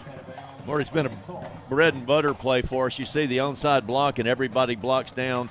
Whitman Whaley at its H-back position, pulls, kicks out, and then it's just off to the races. But one thing that made that play help, number one, Lucas Slagle, their great player, he did kind of run upfield, kind of took himself out. Not sure what's going on with Luciano Lopez on that at the end of that play. So 1st and 10 GP. Two wideouts far side.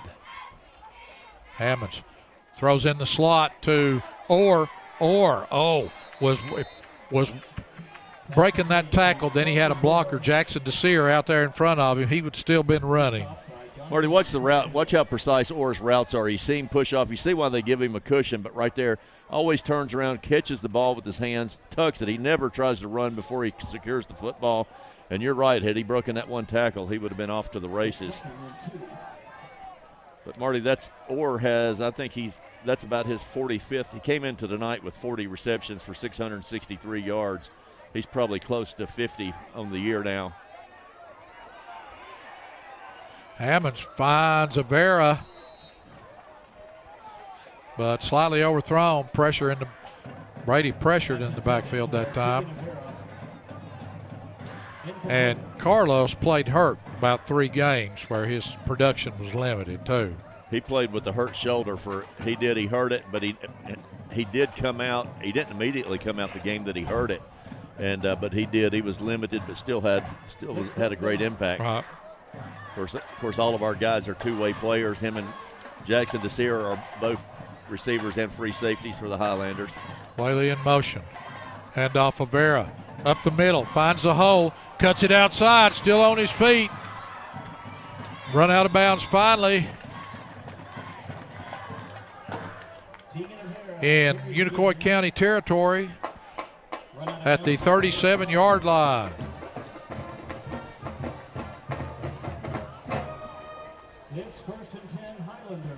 And Marty Teagan-Avera has just been a workhorse for the Highlanders. I mean, he has carry after carry. He is over 200 carries for the season in 11 games. And Rob, his vision, finding these little creases, it's impressive to watch. Hammonds takes a snap, drops back. It looked like either a misread or Brady might have been attempting a back shoulder throw there. And Marty might have just been doing the only thing he could do right there with the football. He's just trying to get rid of it, didn't want to take a sack. Nobody was open, so he just kind of threw it out of bounds right there. Good coverage by the Unicoi County Blue Devils. So 2nd and 10.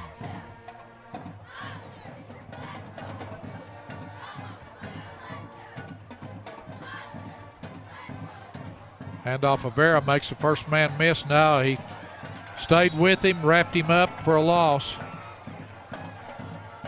We'll bring up a 3rd and about 13. That's number 45, Blake Edney, a senior middle linebacker for the Unicoi County Blue Devils. And haven't talked about him a lot tonight, but he's had a pretty solid football game. And that's the one thing that stood out to me when I watched Unicoi County on film. They were just really strong in the middle. But the 2 games I saw, they had a real big kid that was playing defensive tackle and sometime would line up as a nose, and he must be hurt. He has not played tonight. Hammonds rolls out to his left, throws on the run to Orr. It is complete, and it's a touch. I almost called touchdown too soon. It was a touchdown. They called him out of bounds. There's a flag. The flag is going to be either a face mask or a horse collar. But Marty, when he threw that ball, it was great coverage. I thought Unicoi County player made a play on the football. Great play by that safety over the top. Perfect position. I thought he may have caught the ball, and Deuce just great concentration. The thing that Deuce did, he used his body to shield that guy away, Looking at replay, that was a touchdown. I don't think he ever went out of bounds. He did not step out of bounds. He did not. They called it down. The official missed that call. If that play had been under review, it'd be a touchdown. We'd be kicking. They did call it. Oh, they did call it. Okay.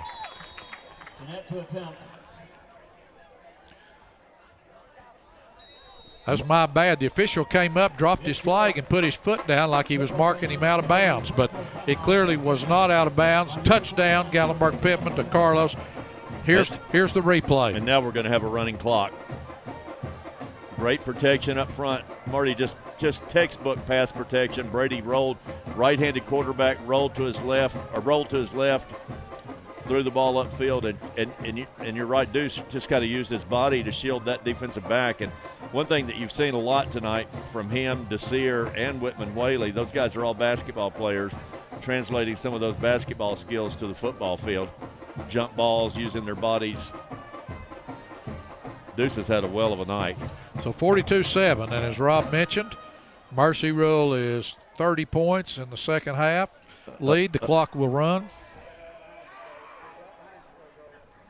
So as long as GP maintains the 30-point lead, we'll have a running clock here in the second half. Hugely impressive performance by the Highlanders tonight. And Marty, Unicoi County really is a good football team. Like we said, it looked like they were going to finish first in their region. Then they got the surprise loss to West Green and then to Chucky Doak and ended up placing third. But they're a good football team. Like I said earlier, they're a bigger, faster, better version than what they have been in the past. Well-coached football team. They've got a lot going on up there. They've got a new field. They remodeled and redid their field house and their stadium. And, of course, the stadium is Gentry Stadium, who is named after the granddad of my really good college friend, Jack Gentry. Okay, Rob, we're kicking off now. The penalty is assessed on the kickoff. So kicking off from Unicoi County's 45. I would expect this one into the end zone. I'd expect it out of the end zone. That one's almost to the practice field.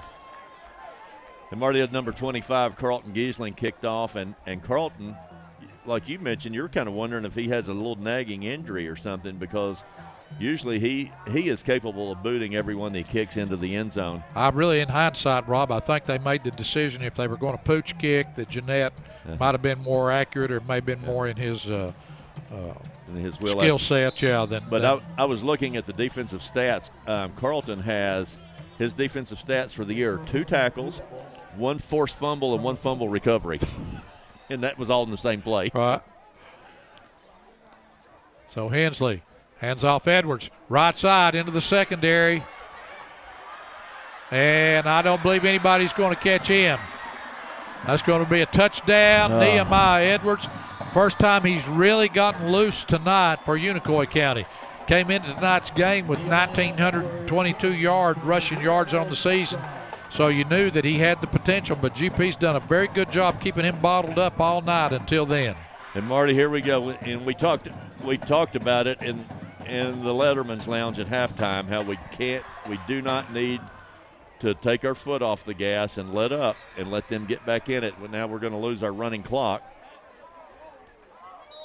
Of course, we saw a little bit of what Edwards is about and the reason he got those 1,900 yards on the season. So kick is down, kick is up, kick is good. So with 6:34 left to go in the third quarter, Unicoi County on a long run by Nehemiah Edwards makes it 42-14.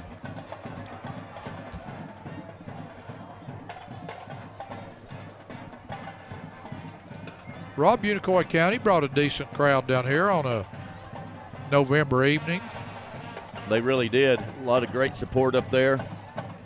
But yeah, I talked to my friend Jack Gentry today. Like I said, the Gentry Field is named after his granddad, and Frank Gentry, and his dad, Frank Gentry II, or Frank Gentry Jr., played in Unicoi County and played for Clemson from 1952 or 52 to 54.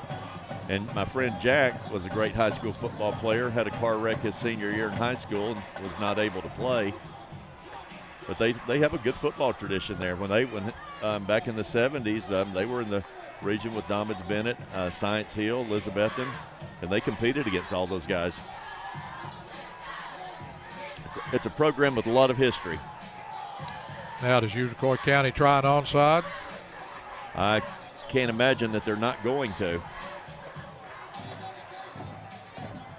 They have not changed their kickoff formation. Let's see if he changes his approach.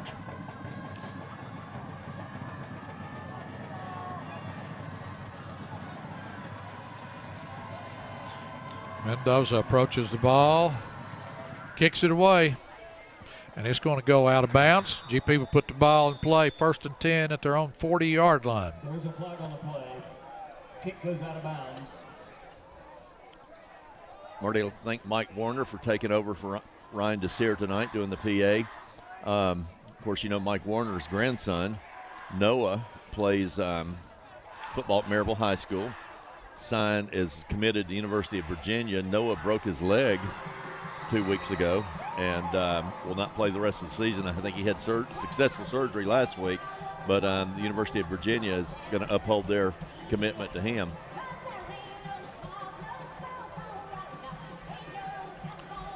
As we hear a little bit of Rocky Top. Boy, as soon as this game's over, Marty, everybody's going to switch gears to the Tennessee-Georgia game.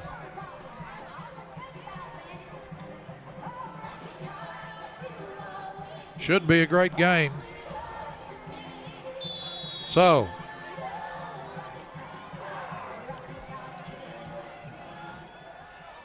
Hammonds. And flag. Illegal procedure. There's a flag on the play. False start. Galliver Pittman.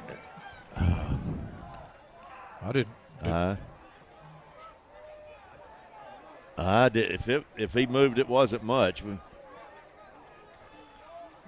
And that, I guess that's on Avera. Right there, right yeah. There, yeah. Okay. So 1st and 15.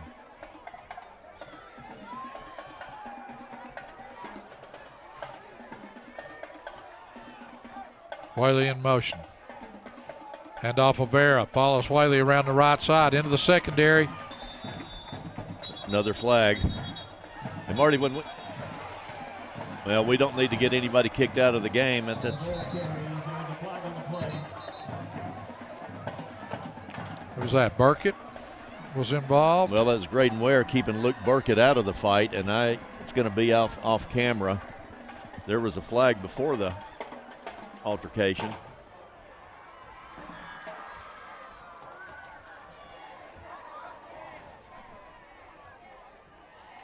We'll see the officials discussing it.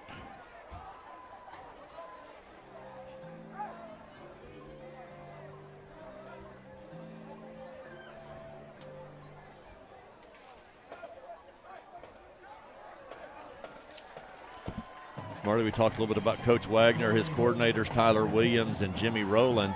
He's got a great staff, though. Lee Hammonds, who Coach Hammonds' son, played here, coached here.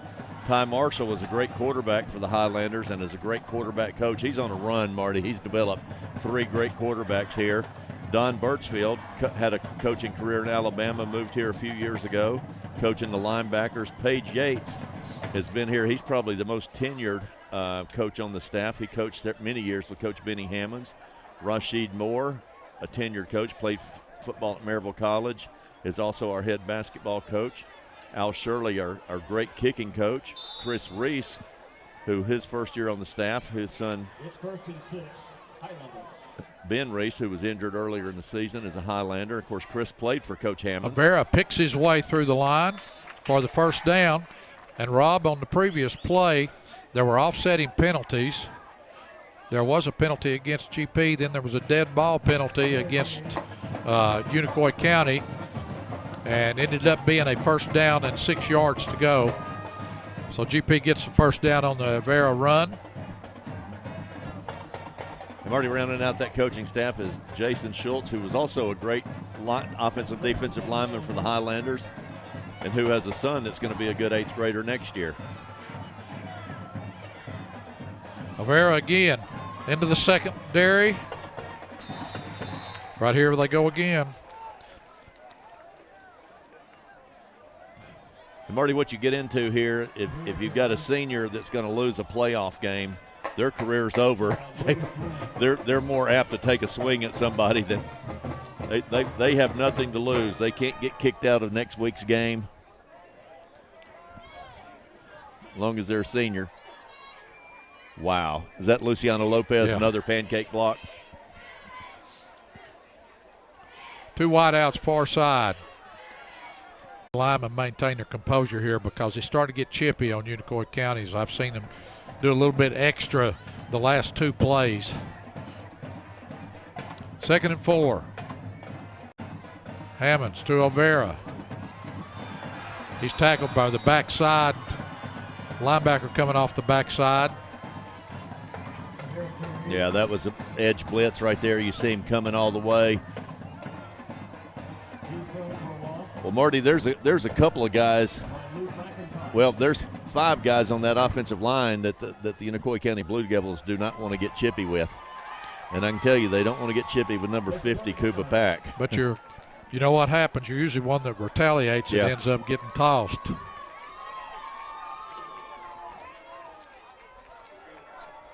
Third and 8.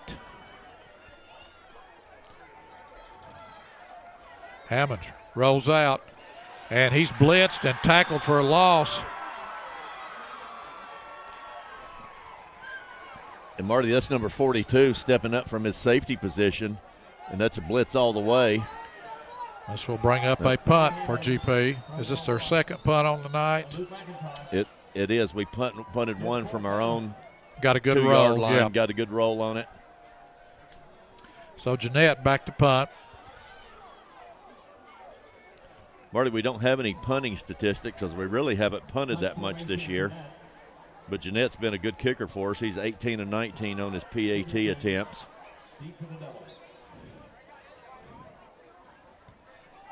Good job fielding the snap that time by Jeanette.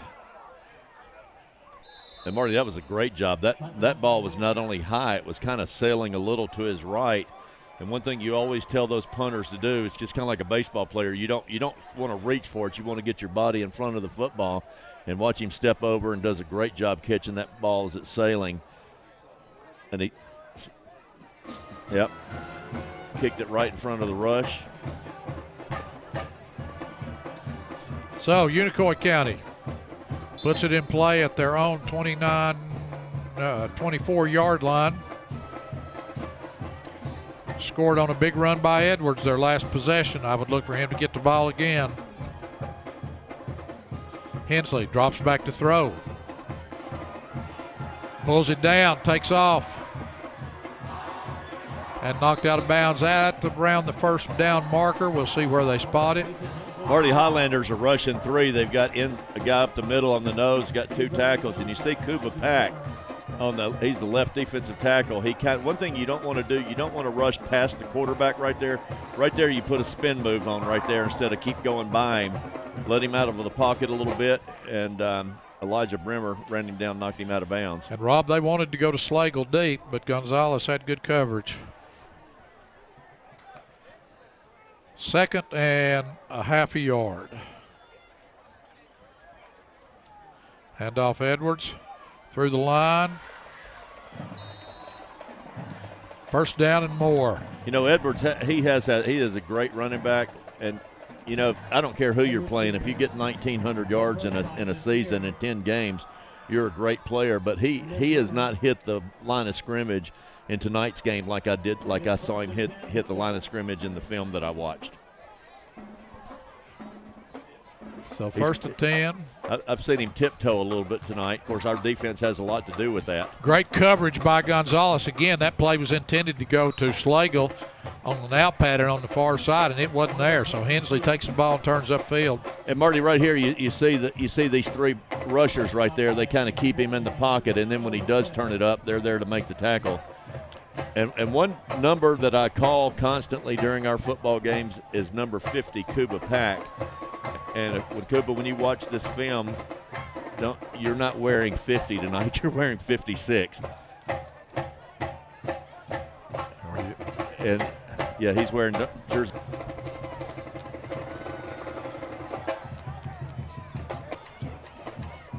Hensley, pressure in the backfield, gets outside, and is tackled short of the first down.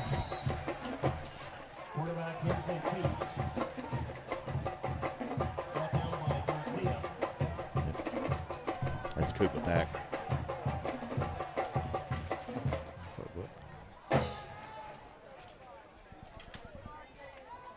It's third down. Third down and 3.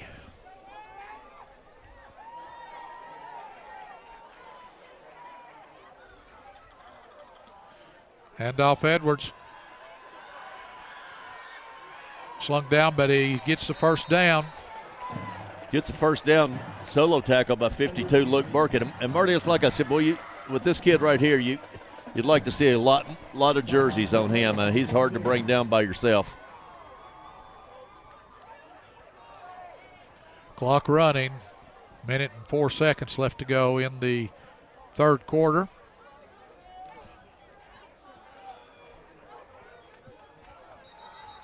And there's a whistle.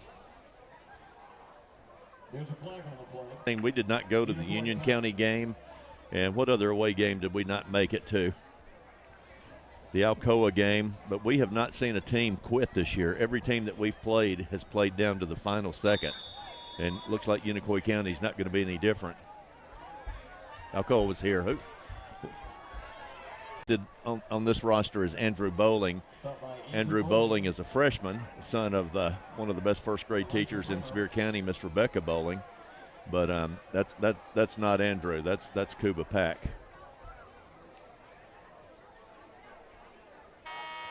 So that's the end of the third quarter with the score: Gatlinburg-Pittman 42, Unicoi County 14. Now a word from our primary sponsor tonight, Volunteer Chevrolet.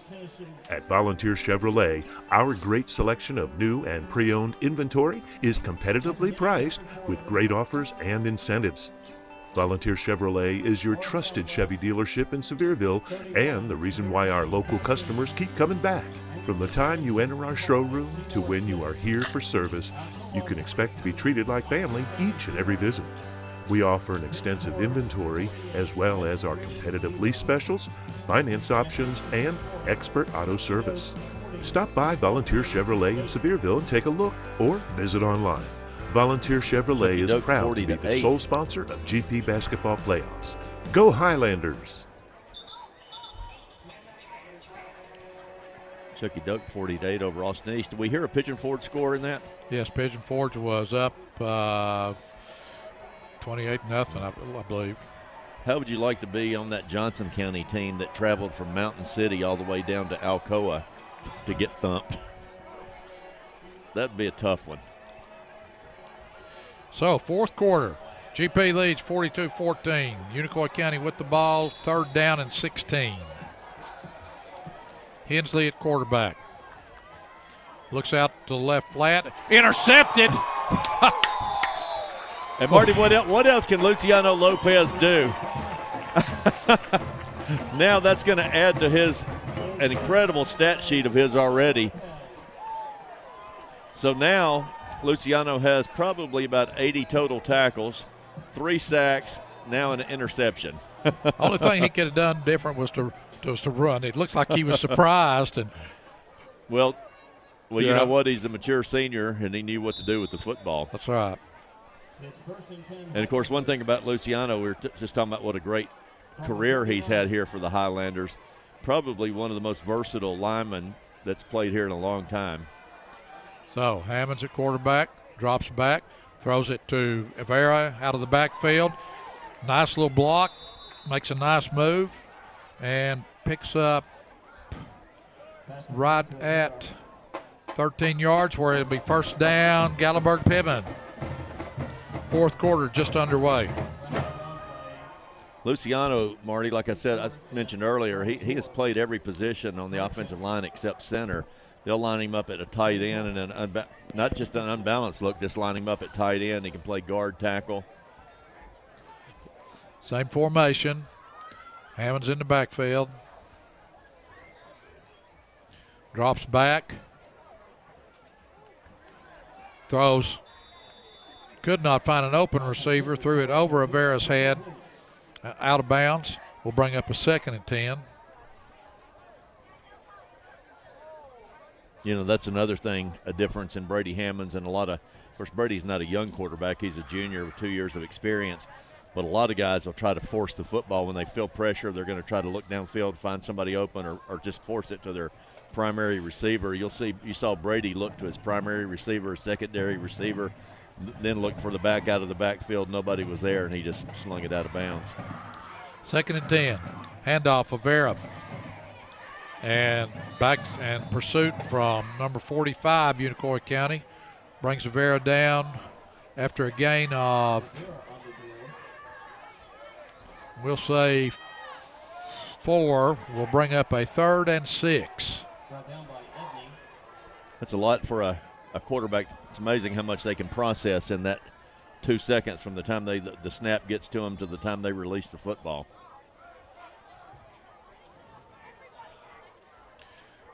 Wideouts both sides. Really no safety help. It's 1-on-1. Deuce hates himself for that because you look how quick. One thing that you're constantly getting onto a quarterback about is don't hold on to the football, get rid of it. Well, Brady just took the snap, threw it right to the spot, and Deuce I don't know if he didn't get turned around quick enough, but don't think he got turned around because the ball was on him. We're not going to criticize Deuce. He has had a tremendous game, probably the best game he's had since he hurt his shoulder in the 6th or 7th ball game of the year. 3 wideouts, far side. Orr here at the bottom. There's a blitz. Thrown there, Vera. Great call. Good block by Orr. And it's going to be touchdown, Gatlinburg-Pittman.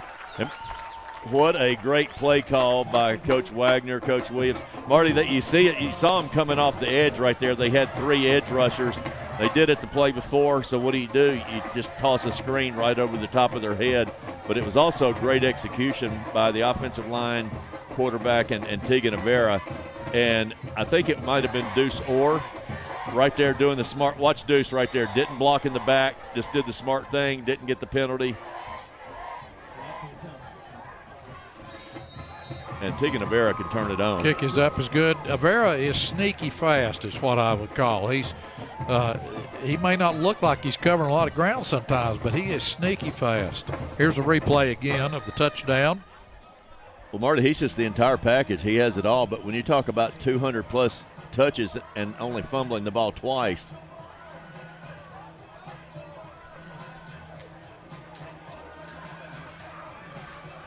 so 49-14, back to running clock. Highlanders have only turned the ball over 7 times this football season. Talking about handling the football, Marty, 507 times plus special teams and over 4,000 yards of offense, and we've only turned the ball over 7 times. That's pretty impressive.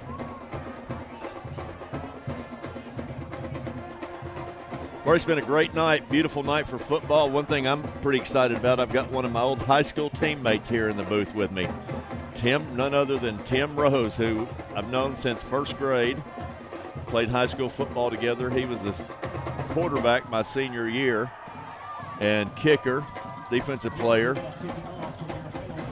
And I took him around this morning. We came over and toured the new field house, got out on the field, and of course they came up here to see the mountains and string our fly rods up tomorrow and try to catch some trout. But I think he was very impressed with our facilities and what we have going on here. I've heard some stories from you over the years, and I was talking to him, and he said those weren't true. I don't know what you're talking about.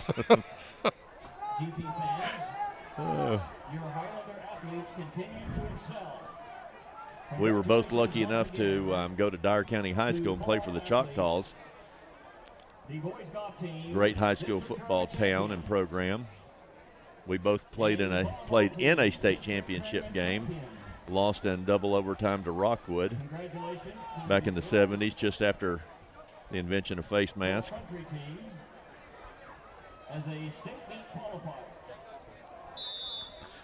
So, 1st and 10, Unicoi County.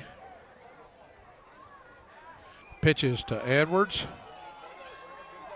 And he's met when he turned back inside.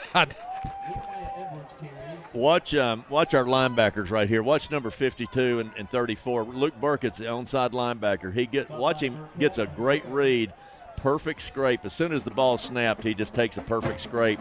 And him and Graydon Ware, that's pretty impressive. 2nd and 11. Well, we're talking about a pair of run stoppers.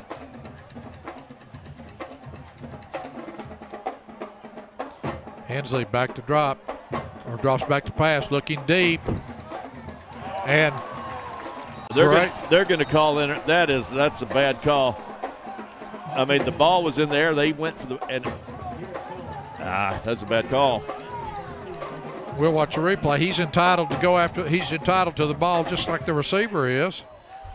And this guy that threw it is 15 yards or 20 yards downfield. There was no physical contact. That was an awful call. And Marty, that was probably Speedy Garcia's best defensive play tonight because he was running step for step with that guy, never turned his head until that receiver turns back to look for the football. And look at the official that called it, I think, is this guy back here. He is 30 yards behind the play. And then Speedy at the last second, when the receiver turned his head, he turned his head, found the football, went up and over and just knocked the football out. That with no body contact.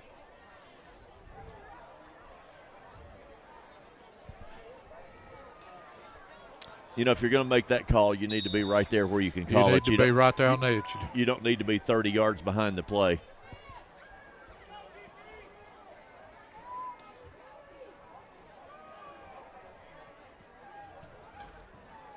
Hensley across the middle. Or no, I'm sorry, that was number 18 back in. Engel at quarterback. I think Engel may be the better passer of the two, and Hensley's the better runner of the two.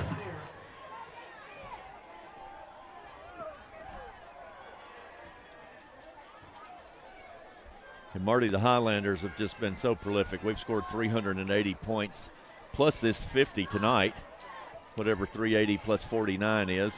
Engel pressured is going to be. He gets it off to Edwards.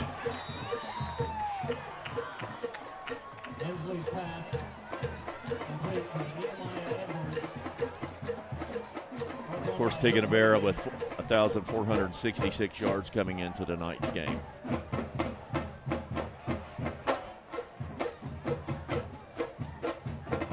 You know, and that's happened a couple times tonight where we've had a guy that's had the player in the grasp, and other guys think that he's down and don't finish it up. You got GP jumps. There's a flag on the play. That'll make it 2nd and 6. Offside. Gatlinburg Pittman.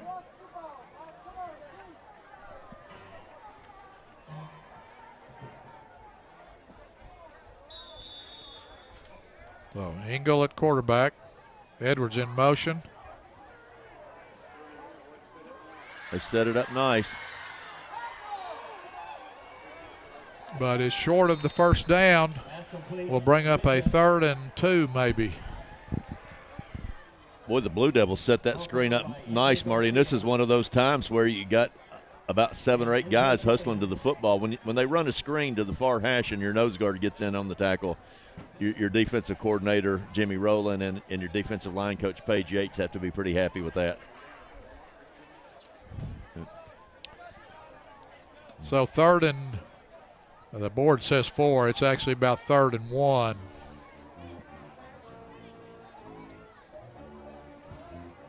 Handoff Edwards. In the middle of the line, stays on his feet, still on his feet, and turns. Did most of that on his own. Was hit at just past the line of scrimmage and then ended up gaining about 7 or 8 more on his own. And Marty, that's just guys letting go of it. Well, I see what they're trying to do. Instead of trying to make the tackle, they're trying to rip the football out. And that's great, but you got to make sure the guy's stopped.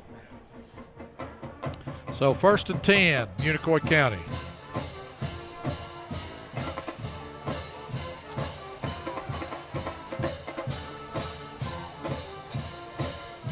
Engel at quarterback. Handoff Edwards is missed on the left side of the line. Had a shot at him in the backfield, but gains about 10. We'll say 9. Make it 2nd and 1.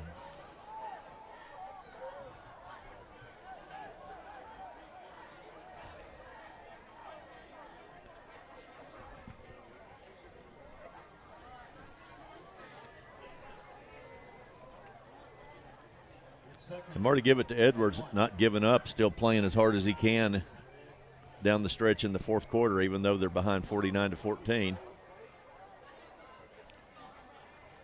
Handoff Edwards again, left side, into the end zone, touchdown, Unicoi County. So nice drive from Unicoi County. Results in a touchdown. They'll attempt the extra point here.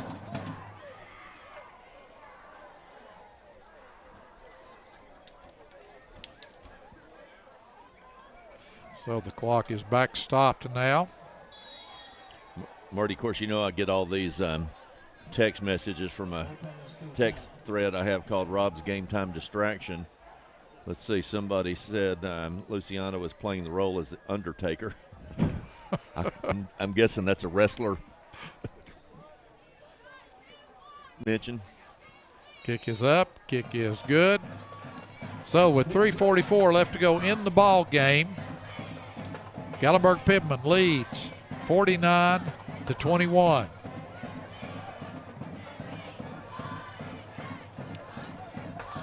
It does look like GP is going to go ahead and win this ball game, which means they'll be back here on their home field next Friday night at 7 o'clock.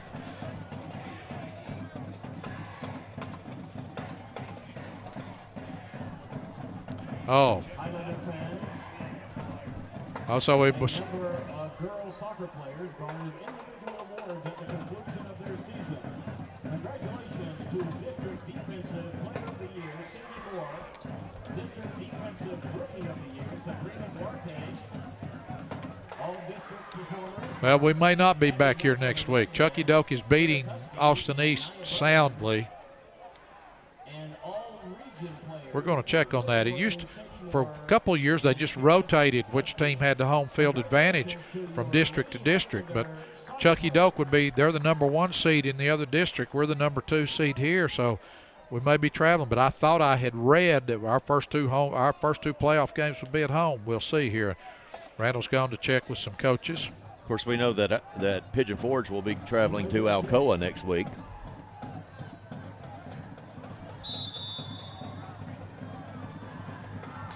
There's the kick, fielded by Desir.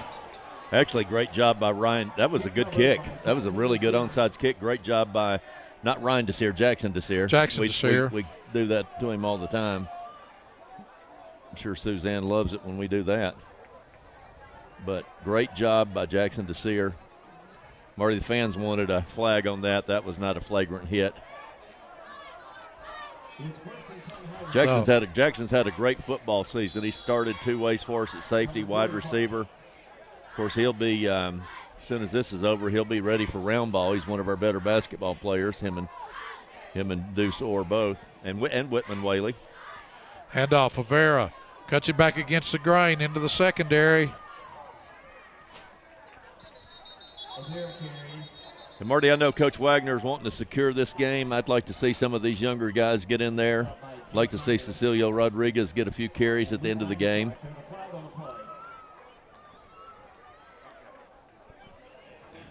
Personal foul, face mask, Unicoi County.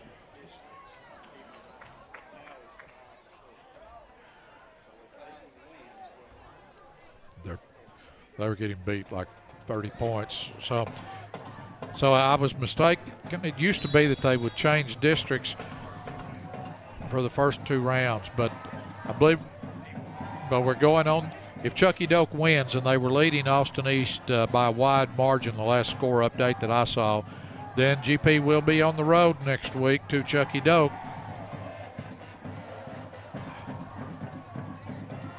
Avera meanders through the line. for about 6. We'll make it 2nd and 4. We'll see if we can get a score update, but the last one I heard, I think it was like 40-8 or something. Yeah, it was a huge margin. Marty, I know we thanked a lot of people tonight and talked a lot about Conchita Ombe. She is a key to what goes on here. She's done a great job, but I'd like to thank the rest of the high school staff at Gatlinburg-Pittman, our principal, who texted me a nice text today about Jackson's basketball, Gary Stennett. He is has a daughter that's playing in 8th grade, Ella Stennett, one of our great players. And, of course, you remember her daughter, the older daughter that played for the Highlanders. And, of course, Gary was a great athlete himself, was an all-state running back. Played at there's that flagrant face mask they're not going to call. But Gary was playing at ETSU when they dropped their football program. And, of course, assistant principal Amy James, who had a son, I can't think of his first name right now, who played free safety for us last year. Great, and he's on a bass fishing team at ETSU this year. And her dad was a longtime basketball coach at Walter State.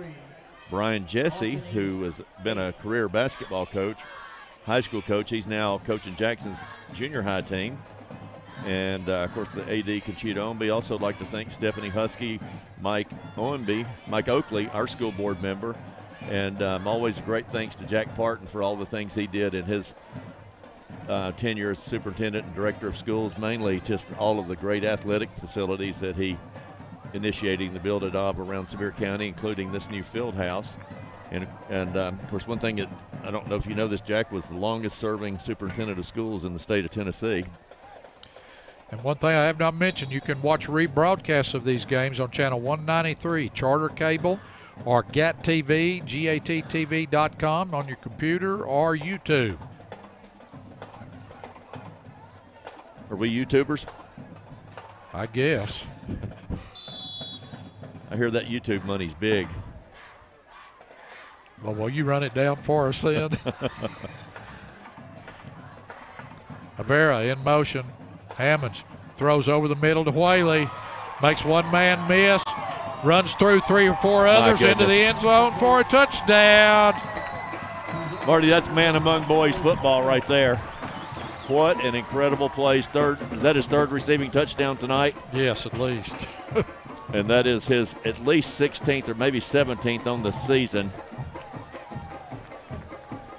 Well over, he's probably got about 1,200 yards receiving now on the year. And he's not even the wide receiver. He's the H-back. So Jeanette for the extra point attempt. Down, kick is up, kick is good. So with 1:55 left to go in the ball game, GP is putting on a show in their what looks like is going to be their final appearance at Legion Field here this year. You know, one thing about Whitman Whaley, he anticipates where those guys are before he catches the football and is already, after he secures the ball, already in the middle of his move, whether it's a cut or, in that case right there, a spin move. Of course, I was talking to his dad, Hambone Whaley, Aaron Whaley, who played at arguably one of the best teams that's ever been here at Gatlinburg-Pittman, graduated maybe 91, 92. Played on that great team with Mark and Matthew Schultz, F.B. Mack, Chip Miller, Kendall Dreyer, Eric Ombe. I mean, you can go on and on. It was an all-star team. A great bunch of boys, and he was a great player, but he's no Whitman Whaley. Next Friday night's game will be at 7 p.m. And Marty, some of those kids were back for a football game. They were in the Letterman's Lounge a couple of weeks ago. F.B. Mack was here. A lot of them come back to see Coach Hammonds. And Matthew Schultz was here. Of course, his son played at Pigeon Forge. Matthew's a police officer down there. But Coach Hammonds had a great compliment for him. He said out of all the 45 years that he coached, Matthew was probably one of the best leaders that he's ever coached. GP penalized 15 yards for a penalty that happened on the extra point that we did not pick up the signal. And, of course, I think Matthew may have gone on to be an All-American at Tusculum College. So Jeanette to kick. There's the pitch kick, fielded. A lane open for Unicoi County. There was a hold that was not called. That's going to be a touchdown. Number 45 was definitely holding. I think these officials, Marty, they're about ready to get back in that Pigeon Forge traffic and get back to apparently Unicoi County. Yeah, it's going to stop the running clock, Here but comes there's the only a hold minute at the 39 top, seconds. At the top of the screen, he grabbed his jersey. You know, if there's an insignificant hold, you know, don't call it unless it's a danger to the player being held. But you could say that's what gave them that touchdown. So Unicoi County, extra point attempt. It's down, kick is up, kick is good. So we'll have another kickoff to Gatlinburg-Pittman, probably an onside kick, we'll see. So again, if you'd like to see rebroadcast of this game, channel 193 Charter Cable anywhere in Sevier County, GAT TV, GATTV.com on your computer, a lot of other content there, or on YouTube. Again, we want to thank Ripley's Aquarium, providing the food in the Letterman's Lounge this year, and the band uniforms. Thank Greenbrier Bee Company for being a sponsor from the get-go this year. And big shout out to Volunteer Chevrolet, who cut the check to make it possible for us to broadcast tonight. Thank you, Gary Helton.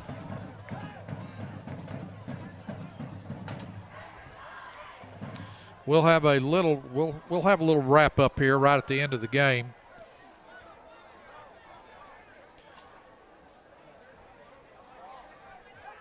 And Marty, even though the game's out of hand, I can't imagine that they're not going to try an onside kick here. Obviously lining up to kick it to the boundary. This is one of the better kickers that we've seen, and I think he's probably the best kicker we've played against this year. That was a great kick too. And I think they recovered it. I think it bounced out of our way. It looked like we had it covered, but I think it bounced out. And Unicoi County recovered it.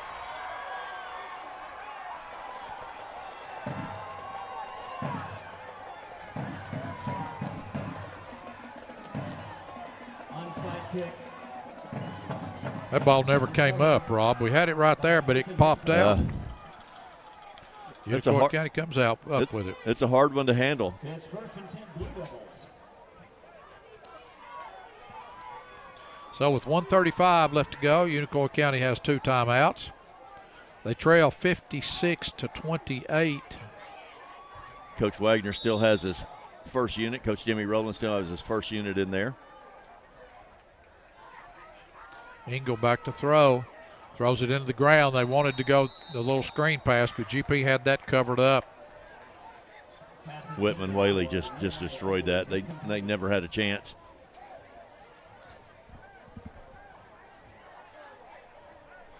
Marty, I tell you, you got to give it to the entire defense. They've played a great game.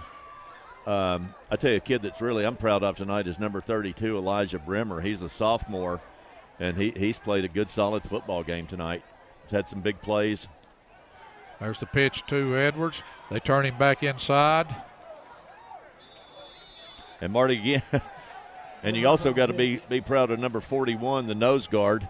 Watch him. He's coming. He's lined up at nose guard. He's going to get off his block, chase the ball down. And, of course, Luciano Lopez, turns it back inside. But Enzo makes the tackle at the numbers.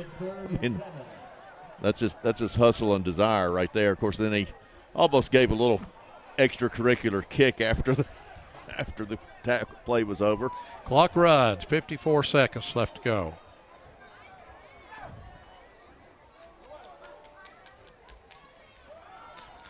There's the pass intended downfield. Is going to be not incomplete. Boy, Garcia has done a heck of a job. That ball was in there, and he just knocked it out. Marty, that time they switched they switched corners. Garcia's lined up. I don't know if they put him to the wide side of the field or if they just switched him to the right. He's to the right side of Barrows, lined up as our left corner. And boy, Speedy's had a heck of a night. Coach Jimmy Rowland, after every game, gives the best defensive player a War Daddy award. And I'd hate to have to pick out the War Daddy tonight. There's the pass into the flat. But right over Speedy right there, you'd have to consider him. Of course, I'm an honorary War Daddy. I'm wearing my War Daddy hat that Coach Rowland gave me. So GP takes over on downs. One snap. And run the clock out. Rob, as you mentioned, alluded to earlier, expectations this year, I think it's safe to say Gatlinburg-Pittman has exceeded all expectations this year. Great job by all the coaches, all the players, to be 9-1 with the schedule that we faced this year, and now 10-1 with playing a 10th ranked, a team that's ranked 10th in the state tonight. It's been a fantastic season for the Highlanders. It really has. Every game's been exciting. It coming into this season, it was, we were just wondering what was going to happen, getting by just a lot of just really good football teams. These coaches. One thing that I do know about this coaching staff, just talking from people on the inside, that there's a great chemistry among this coaching staff. Coach Wagner's pulled a group of guys together. They all love each other, get along, and you know what a difference that makes. Plus, they're just great football coaches. Players have bought in, and obviously they're great athletes and have just done a great job. It's been a great football season. So a lot of new things this year, new home stands, new field house, a lot of great things going on at GP, Rob. Yep. So the final score, 56-28.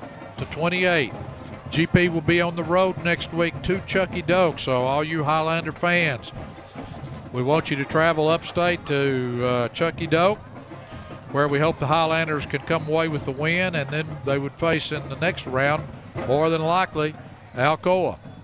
But what a season. Got a fight going on here.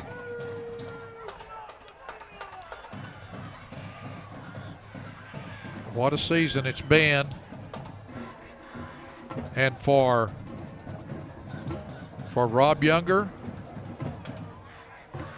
Randall Bryan, Tana Trenum, Kevin Tierney, we'll say so long for football season. I'll see you back here, I think, on November 22nd when Gatlinburg-Pittman has their first home basketball game. So until then, everybody go on the road next week. Support the Highlanders at Chucky Doak.